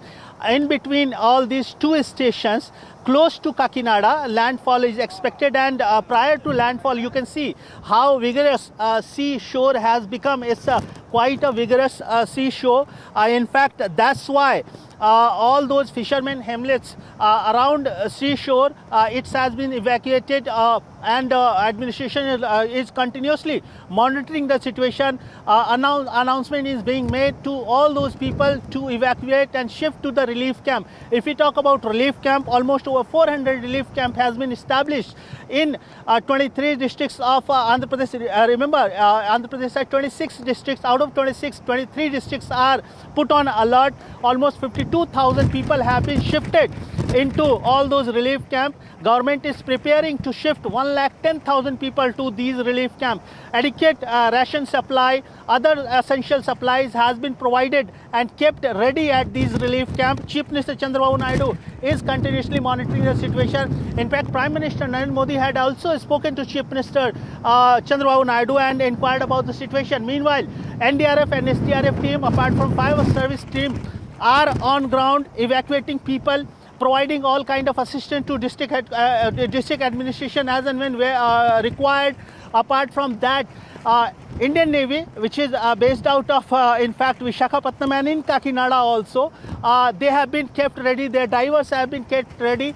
So if required, Indian Navy personnel will also join in rescue and relief operation. Apart from that, Indian Army personnel are also put on standby. So this is the situation. What we are expecting that by today evening or late in the night, this cyclone will make landfall closer to Kakinada, and that's why you can see the wind speed is picking up. Rain so far we haven't received, but post the landfall or around rainfall, several districts of Andhra Pradesh will receive extreme to very extreme rainfall, and flash flooding is also expected, and that's where government is asking all the people residing away from seashore but in low-lying areas to evacuate their houses, so that in condition of flash flood they don't get affected, and their houses, if it gets submerged, then also their life and property remains safe. So the whole administration, the whole machinery is on alert. They are doing everything to minimize the casualty, if any, and they are preparing for the big severe cyclone landfall this evening. With camera person Nagaraj, Ashish in Upada for NDTV. You can see that wind speed there that our correspondent has brought to you in that report. The wind speed's really, really high, and they will pick up even more. But before we move ahead, here's a quick look at the defining images that give you a sense from the ground of what's really happening ahead of that landfall of the cyclone. Nearly 8 kilometers of Kakinada's beach road stretch has suffered damage as the sea turned turbulent. Officials have closed the beach road of Kakinada and Upada to prevent any further incidents. Also, officials in Visakhapatnam village make announcements and ask people to vacate their homes as a precautionary measure and move to relief camps. NDRF teams have been deployed in 25 hamlets of Andhra's Upada area. In Andhra's Visakhapatnam, trees have been uprooted and massive waterlogging has been reported in several low-lying areas. Residents are advised to stay indoors as they brace for the impact of the cyclone. And a severe weather situation is unfolding along India's east coast as the IMD issues escalating alerts for the states of Andhra Pradesh and neighbouring coastal areas. The cyclonic storm known as Cyclone Montha, currently spinning over the Bay of Bengal, is forecast to make landfall by this evening or night and is intensifying. Now joining me live is someone who can bring you more details on the intensity of this cyclone and what we should expect in the coming hours. GP Sharma, President of Met and Climate Change SkyMet Weather, is with us. Mr. Sharma, thank you for speaking with me here on Breaking Ground. Firstly, tell us more about the intensity of this cyclone. When should we expect the landfall? How bad could this get, sir? Thanks, Vedika. See, intensity, the storm, as we know, has now strengthened to a severe cyclonic storm. Till last evening night, it was just a initial category of the cyclonic storm, but picked up strength and become a severe cyclonic storm. Okay, basically the category depends on the wind speed, which it is in the inner ring of the system, and that is close to about 90 km per hour at the moment. It is a borderline case of severe storm. Okay, the wind speed, as I said, it can go up to 120 km for the severe cyclonic storm, but in this case, I think it should remain restricted within about 90 to 100 km per hour and does not go beyond that. But notwithstanding, storm is a storm. Okay, the damaging potential of the storm, that is associated with the strong winds, gale speed winds, and torrential rains. Okay, and that's going to happen with this particular storm. And as the reporter also was saying, the weather has already turned, marginal conditions have been prevailing, and it will go on as we go towards the evening. Cloud bands have already reached. They started raining over the coastal parts. It will increase in intensity. Intensity and the spread of rainfall is going to increase, and the landfall, I feel it's going to be sometime a little later in the evening. The whole process as such takes about a couple of hours, landfall. Okay, and possibly when the storm, you see, when they closing to the coastline, all the storms, they have tendency to weaken a bit. Why? Proximity of land gives it dry air. Dry air enters in the core of the system. Also, the friction of the land is there, and then the winds are, the shear becomes more. Okay, but notwithstanding, we never announced that the storm is going to weaken, because idea is not to lower the guard at any given point of time. Okay, so evening, another few hours away, and then we can expect intense weather conditions. The fury of the storm possibly will start anytime soon. Yeah. Mr. Sharma, the other question I have for you is that we're in the thick of cyclone months, October and November, when the East Coast is largely vulnerable to such cyclones. Why is it at this time of the year that it's particularly volatile, sir? Indian region, we have two cyclone seasons. It's a pre-monsoon, which is from March to May, sometimes extends up to June, and the other season, more ferocious season, that is the post-monsoon, which is October, November, and December, particularly after the monsoon withdraws. Okay, there's a change in the pattern over the seas. Basically, the seas are the one where the cyclones, they originate. October, November, peak of this stormy season for our region, for the Indian subcontinent, that is anytime from mid of October till about end of November. This is the peak. December, the cyclones, they become a little far and few, but still there is a count in that month also. Okay, basic reason is during the monsoon months, the wind flow is different, and as we change over to the post-monsoon, the reversal of the wind pattern takes place. The warming is a little much more than what we have in the monsoon month. The churning also increases over the seas. The conditions become the more favorable for hosting the storm, because the temperatures, the rise in temperatures, the higher the temperature of the sea surface, more are the chances for the severe All right, storms. Mr. Sharma, I'm afraid I will have to leave it at that. We're running out of time here, but thank you for joining me on the show. Let's also bring you some of the key defining images from the state of Orissa, which will also be bearing the impact of the cyclone. Odisha's famed Chilika Lake has turned stormy as the state braces to handle the impact of the cyclone. The lake wore a deserted look as people have been advised to stay indoors. Also, fishing boats that had come in from Andhra Pradesh are unable to return due to the cyclone. Nearly 50 fishing boats have been anchored in the harbour of Gopalpur port in Ganjam district. Fishing boats of Orissa have been kept in berth of Gopalpur for cyclone. And in the wake of the cyclone Montha, lifeguards and fire department officials are urging tourists to avoid bathing in the sea and asking them to avoid beaches as a precautionary measure. Most of them will now bear a deserted look because of the impact that we're expecting from the cyclone. I now have with me IG NDRF, Mr. Narendra Singh Bundela. Sir, thank you for joining me here on Breaking Ground. We, of course, have just spoken to a lot of experts, but we want to know from you, which are the areas that are going to be impacted most, sir, and what kind of precautionary measures has the NDRF put in place? As per IMD prediction, as you are well aware, that it is going to hit Andhra coast first. And so most of the coastal districts in Andhra Pradesh are vulnerable, and then it will proceed further inside crossing Telangana to Chhattisgarh. Nearby states, Odisha, it will have impact on nearby states on Odisha, West Bengal, Tamil Nadu also to some extent. Heavy rainfall predictions are also there. So right now we are mostly focusing on the most vulnerable places in Andhra Pradesh. That will be our first, and we have a lot of teams deployed there in Andhra Pradesh. We have coordinated with the state governments, with the neighboring states also, and joint effort is going on so that the impact is minimum. We want to know from you how many people have been evacuated so far and how many relief camp centers have been set up ahead of the landfall. So state government will be in better position to reply on that, because Andhra Pradesh has definitely, they have opened a lot of evacuation centers. And as per the report till today morning, the population that would be affected is around more than 33,000. And they have identified 256 relief camps in Andhra Pradesh. So that is the update I have right now. All right, Mr. Bundela, thank you for joining me live there. There you had it from the IG NDRF, bringing you up to speed with the action on the ground in every possible way, the measures being taken by the state government as well as the NDRF to minimize the damage from the cyclone.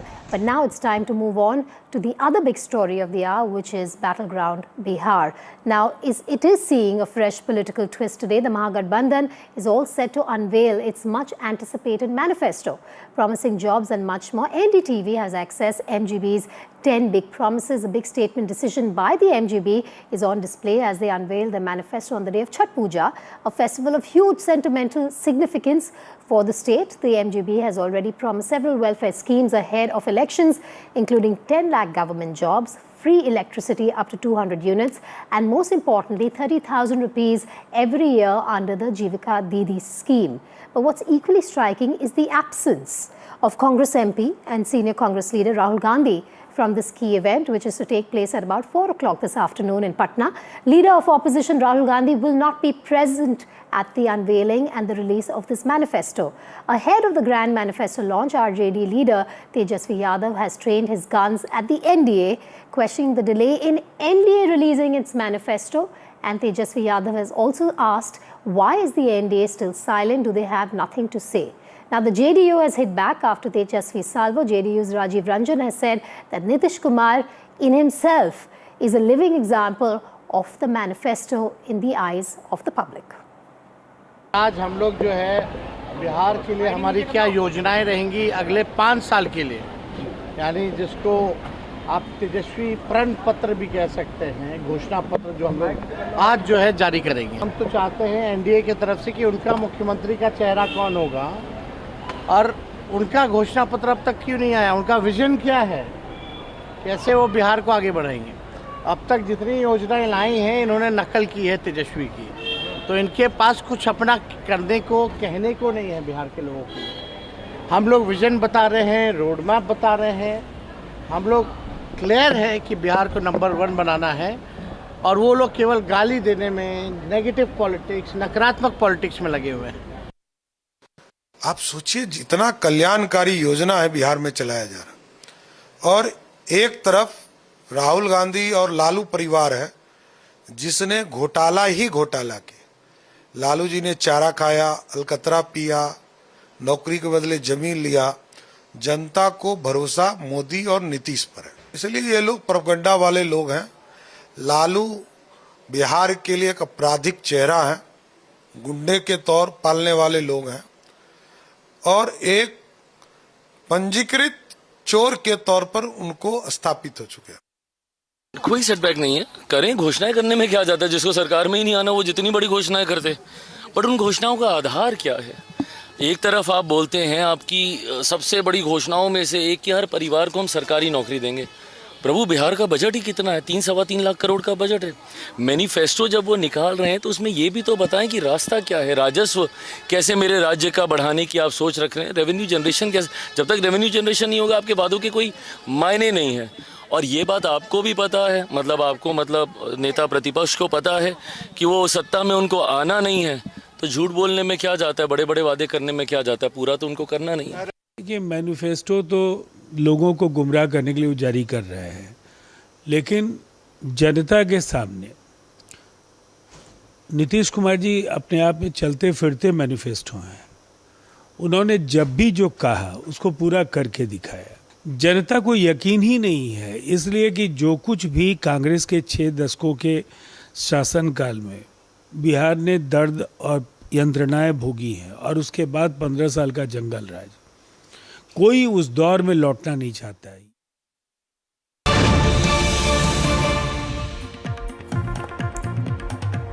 Breaking news coming in from the national capital. A bus operated by AI SATs caught fire this morning at T3 Bay, number 32. No passengers were on board, and that's quite a miracle there. AI SATs is a third-party provider, remember, in handling ground services to multiple airlines, including Air India. Tanushka now joins me live. Tanushka, this is concerning in many ways. What we're seeing, that's really very close to the aircraft, we believe, where that bus has caught fire. What are the details you can share with us at this point? Precisely, Vedika, this bus was, ablaze. They're just inches away from the aircrafts that were lined up at the bay number 32 of Terminal 3 of Delhi Airport. This bus is operated by AI SATs. AI SATs is a third-party provider which handles ground services to multiple airlines, including Air India. As we can see in the visuals on your screen here, the bus caught fire and is completely set ablaze at the Delhi Airport on Terminal 3. And it is just, surrounded by other aircraft as well. Definitely very dangerous circumstances. A bus suddenly catching fire. We're yet to hear from Air India with respect to what exactly happened. How did this bus catch fire? And how was such sort of negligence, come about on the bay, on the runway itself? As you can see on those visuals there, the bus is completely on fire. This is an AI SATs bus being operated on Delhi's Terminal 3. And it's really a miracle that no one was close to that fire when it caught, close to the bus when it caught fire, Tanushka. But any moment now we should be getting word from the airport authorities on this. This is something that is so normal really, to get onto a bus, get to the aircraft. But when you see visuals like this, it really scares you for that moment.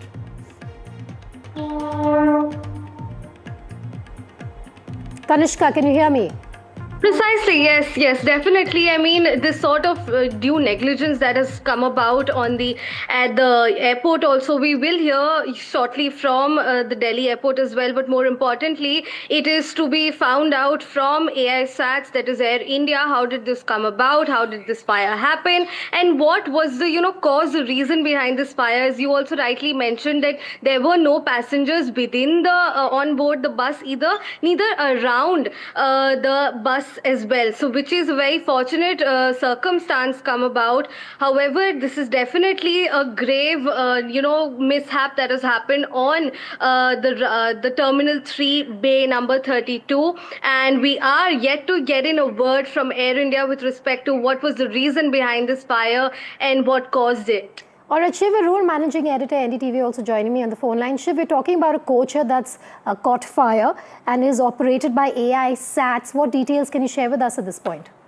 Vedika, this video that we've just been able to obtain is from this morning, we are told. And as Anushka said, we're awaiting an official word or a comment from Air India and the airport authority on this. This is a Terminal 3, which is the international terminal at Delhi's Indira Gandhi International Airport.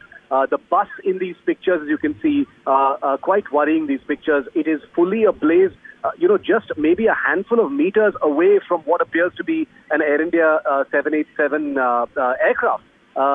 There is no reason to believe that any damage has been inflicted to the aircraft, but the risk is definitely there. A huge fire of this kind in an airport bay, which is a place where there are usually fuel tenders, inflammable material apart from the aircraft itself, poses an enormous risk.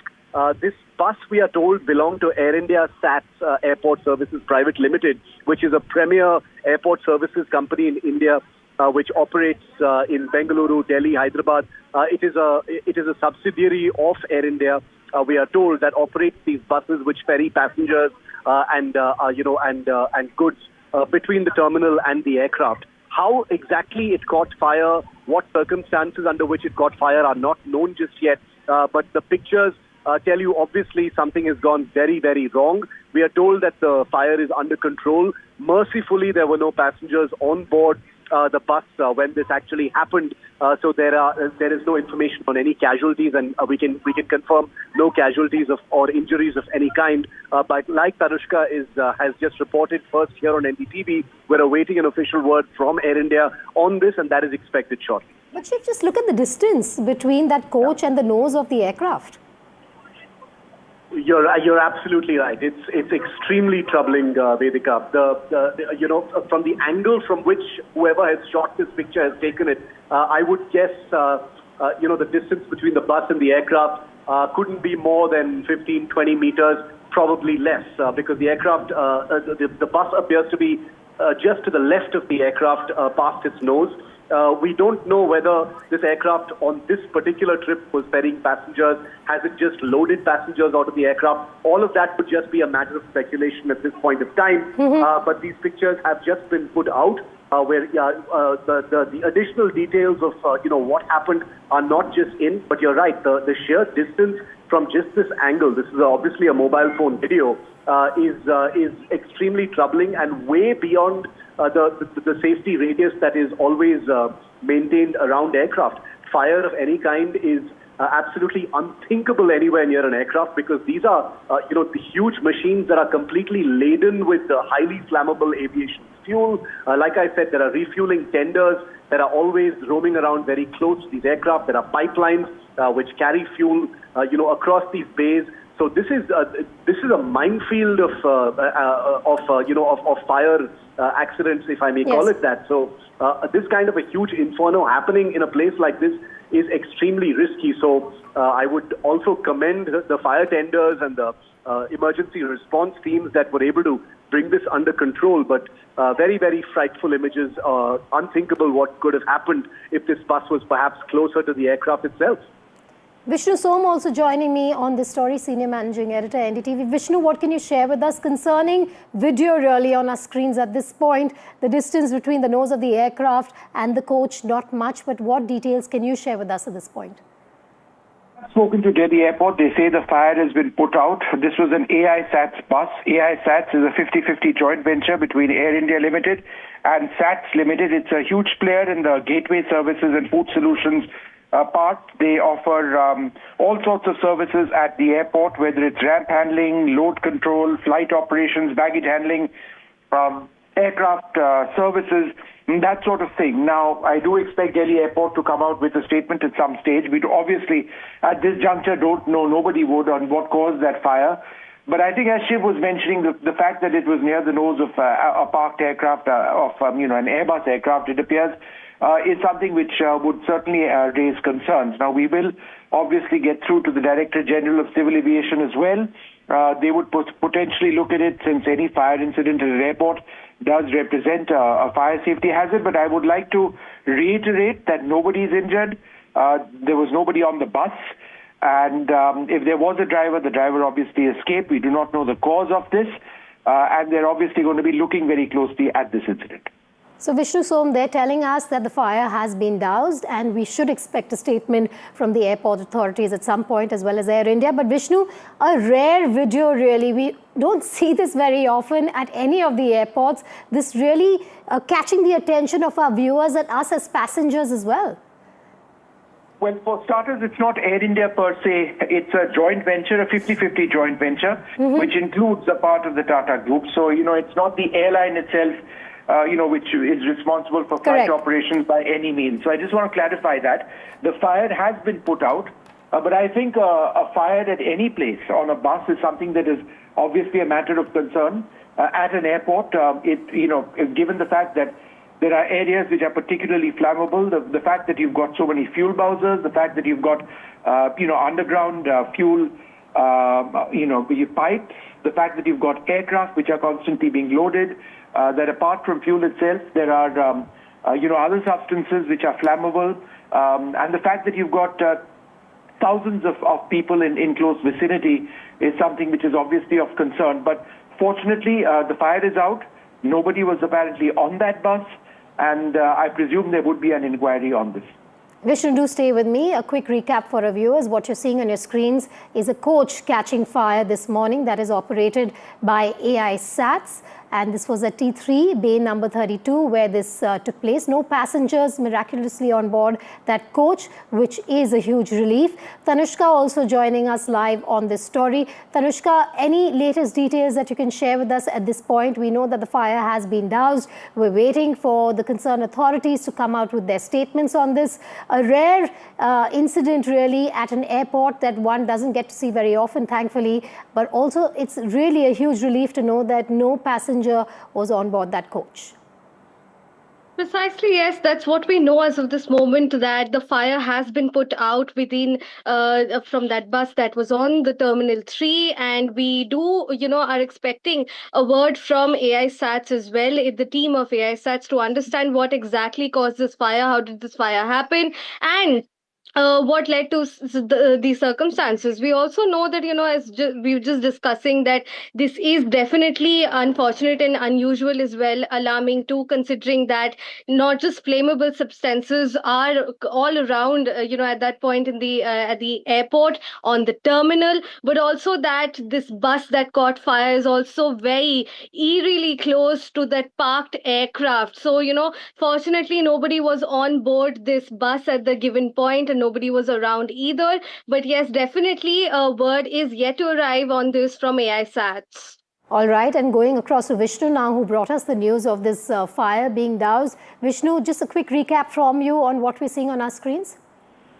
The information, this is a bus belonging to Air India SATS, which has been a leading gateway services provider, 50-50 joint venture between Air India and SATS Limited. AI SATS provides ramp handling, load control, flight operations, baggage handling, etc., etc. We do not know the cause of this fire. It took place on the tarmac at Terminal 3. The bus was completely engulfed in flames, but given the proximity of fire tenders, I would assume that the fire, which I can confirm has been put out, I would assume that it was put out fairly quickly. And so we're going to track this very, very closely to try and figure out what exactly happened. There was nobody on that bus, and there are no injuries. And what we're seeing on our screens also, Vishnu, is the proximity between the nose of the aircraft and this coach. And fortunately, there hasn't been any further incident beyond the one that we're seeing on our screens. Well, as I mentioned, the fact that you've got fire services constantly available at the airport, that would indicate quite clearly that, there was an availability of fire services which would have moved in very quickly to put this out. All right, Vishnu, thanks for joining us there. What you see on your screens is a coach that is operated by AI SATS, which is in a joint venture with Air India, catching fire. It was a blaze, but that fire has fortunately been put out. What we're being told is that there were no passengers on board that coach when this fire just went off and went out. And what we're also getting to know at this point is that we should be expecting a word from the concerned authorities, the stakeholders, on why this fire took place. For now, we don't know the source of the fire. Tanushka still on the phone line with us. Tanushka, a rare moment caught on camera there. This also seems to be very close to the gates of departure, where you see passengers who then show their boarding tickets to the guards there and then move into the coach towards the aircraft, not very far out from there, because of which it seems that someone managed to catch this on camera.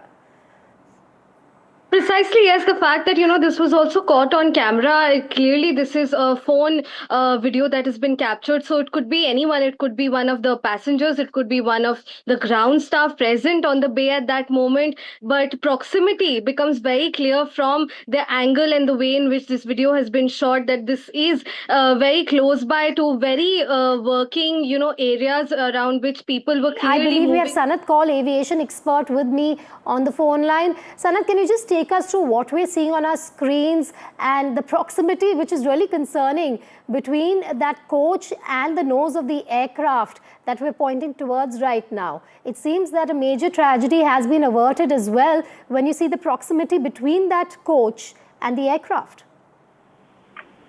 Well, frankly, I'm driving just now, but whatever I've heard is that the bus was it was an electric bus which was standing when it caught fire. So, I mean, I presume it is electric bus because it is dangerous. It can, if passengers were there, they would have been in the fire. But it is not really directly related to aviation, but to airport security and airport safety. And the airport authority should be taking care of all buses which are electric to make sure that their, the batteries are intact, they don't catch fire and things like that.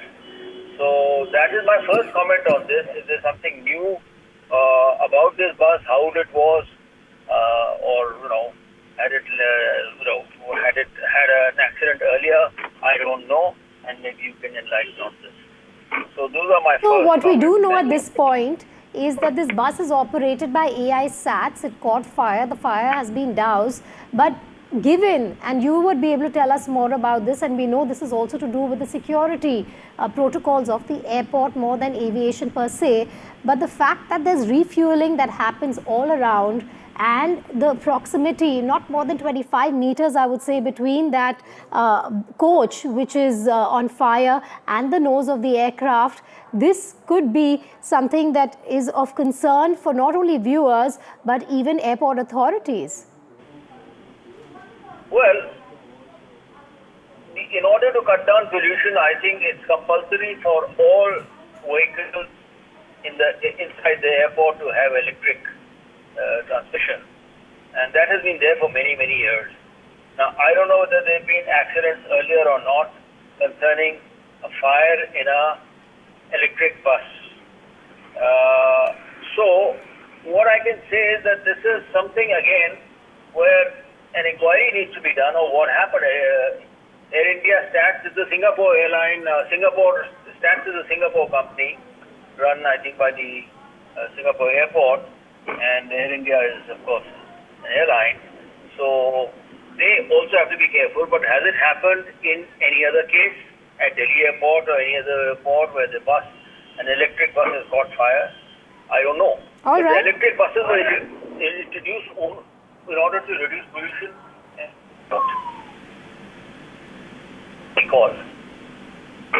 All right, Sanat, thanks for joining me live. GS Bava also joining me live, former GM Airport Authority. Mr. Bava, thank you for joining me on the phone line.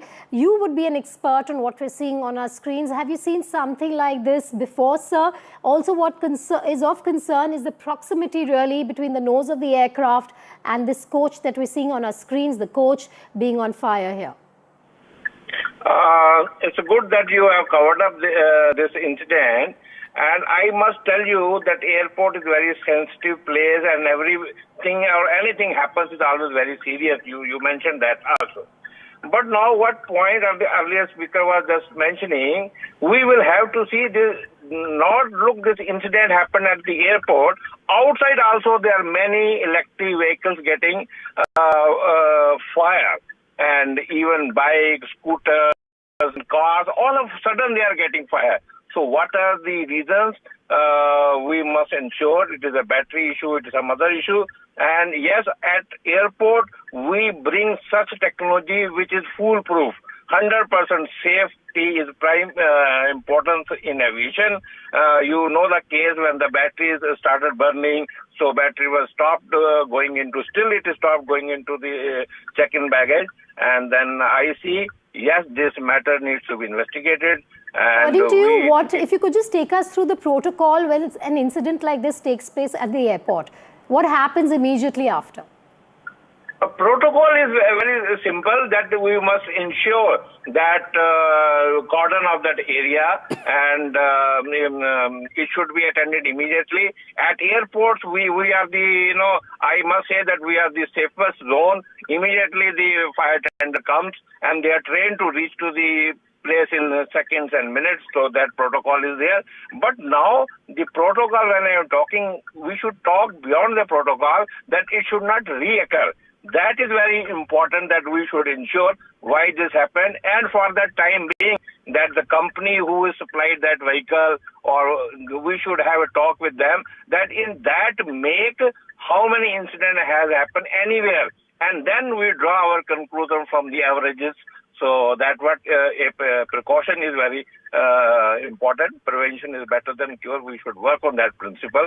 That's what I feel. So, aviation expert is joining me on the phone line. Mr. Lazar, thank you for speaking with me here on Breaking Ground. I'm not sure if you've seen the video that we've been screening for the past 20 minutes on our show here, but there is a coach that was on fire. It's been doused now, but we're trying to understand obviously the source of the fire, which the authorities should come out with shortly. But even the concern here being the proximity, sir, between the nose of this aircraft and the coach. Thank you, Vedika, for having me on your show. I just joined in, so I didn't hear your previous guest. I just heard about batteries. Just wanted to point out, to my knowledge, this is an AI SATS bus. AI SATS has not yet started operating electric buses at the airport in Mumbai. I could stand corrected if they've done it recently, but they're not introduced. So this does look like a conventional bus, but in the event it is an electric, whether it's an electric bus or a regular bus. What I noticed from the video that has been circulating and on your channel is that, the fire tenders have taken so long to come that aircraft could have blown up. I mean, what kind of firefighting services do we have at CSMIA? Very, very alarming. Of course, for the bus to burst in flames is troubling. To look at people watching it and shooting videos of it is also very troubling. But what is most troubling is you cannot have on the sterile side of an airport, on the air side, have a bus in flames literally next door to a 787 aircraft. And that's something that needs to be looked at very strongly by, the airport authorities, plus also AI SATS and, the entire CISF, because there's something wrong here. I definitely feel that there's a breakdown of protocols here. This cannot be the protocol that, it takes 10 minutes or 20 minutes or 15 minutes for the fire tenders to reach. Mr. Lazar, this happened at the Delhi T3 airport. We don't know how long it took for the fire tender. Sorry.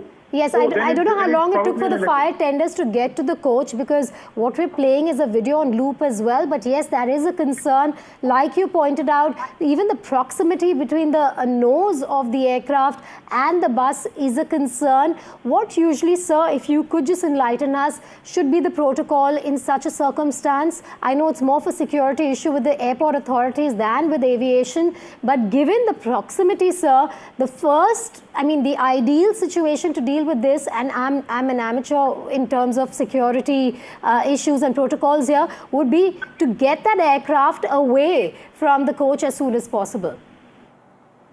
Ma'am, the first thing would be people to rush.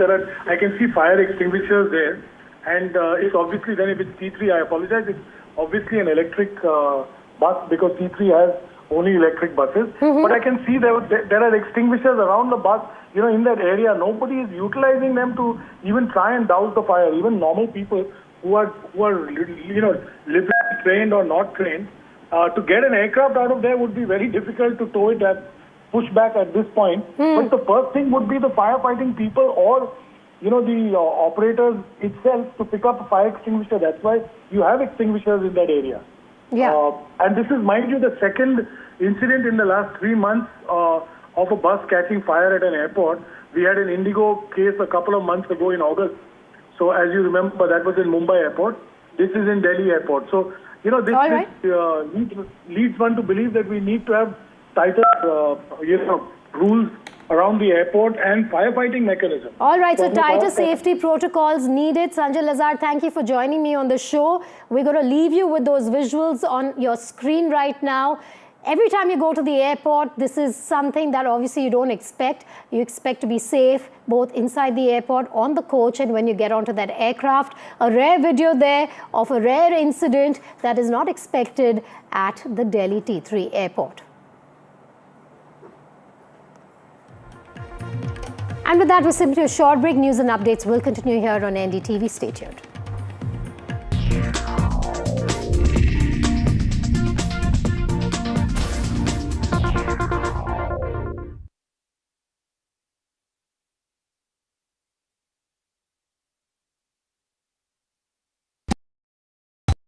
Pulling us into this country. They argue, I conclude. They deflect, I drill down.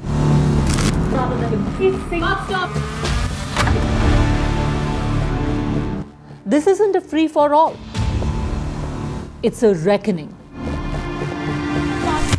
No filler, no fog. Only the facts and where they lead.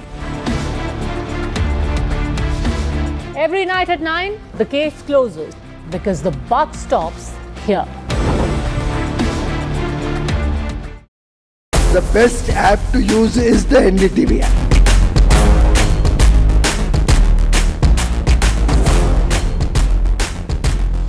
दुनिया भर में जब भी भारतीय media की चर्चा होती है तो एनडीटीवी सबसे पहले जिक्र में आता है। मैं आपका बात से सहमत हूं, उल्टे हम भी जब विदेश जाते हैं, the best app to use is the NDTV app.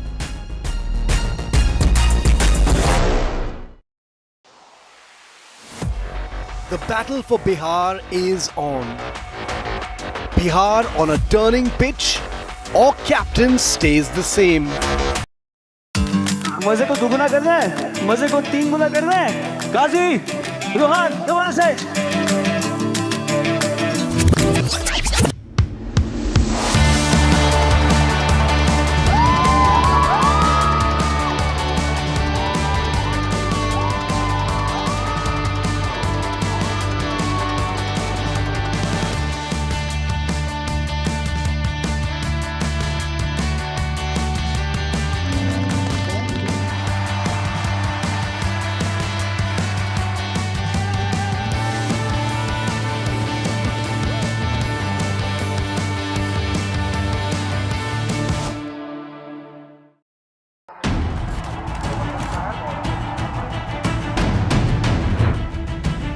When it comes to elections, I am a journalist, analyst, commentator, and an advisor. My point of view is not for the faint-hearted. Nothing escapes my eyes. Not the leaders, not their agendas, not even the real game of elections. हम सबको खबर देते हैं, हम सबकी खबर लेते हैं, चुनावों की भी, दावों की भी।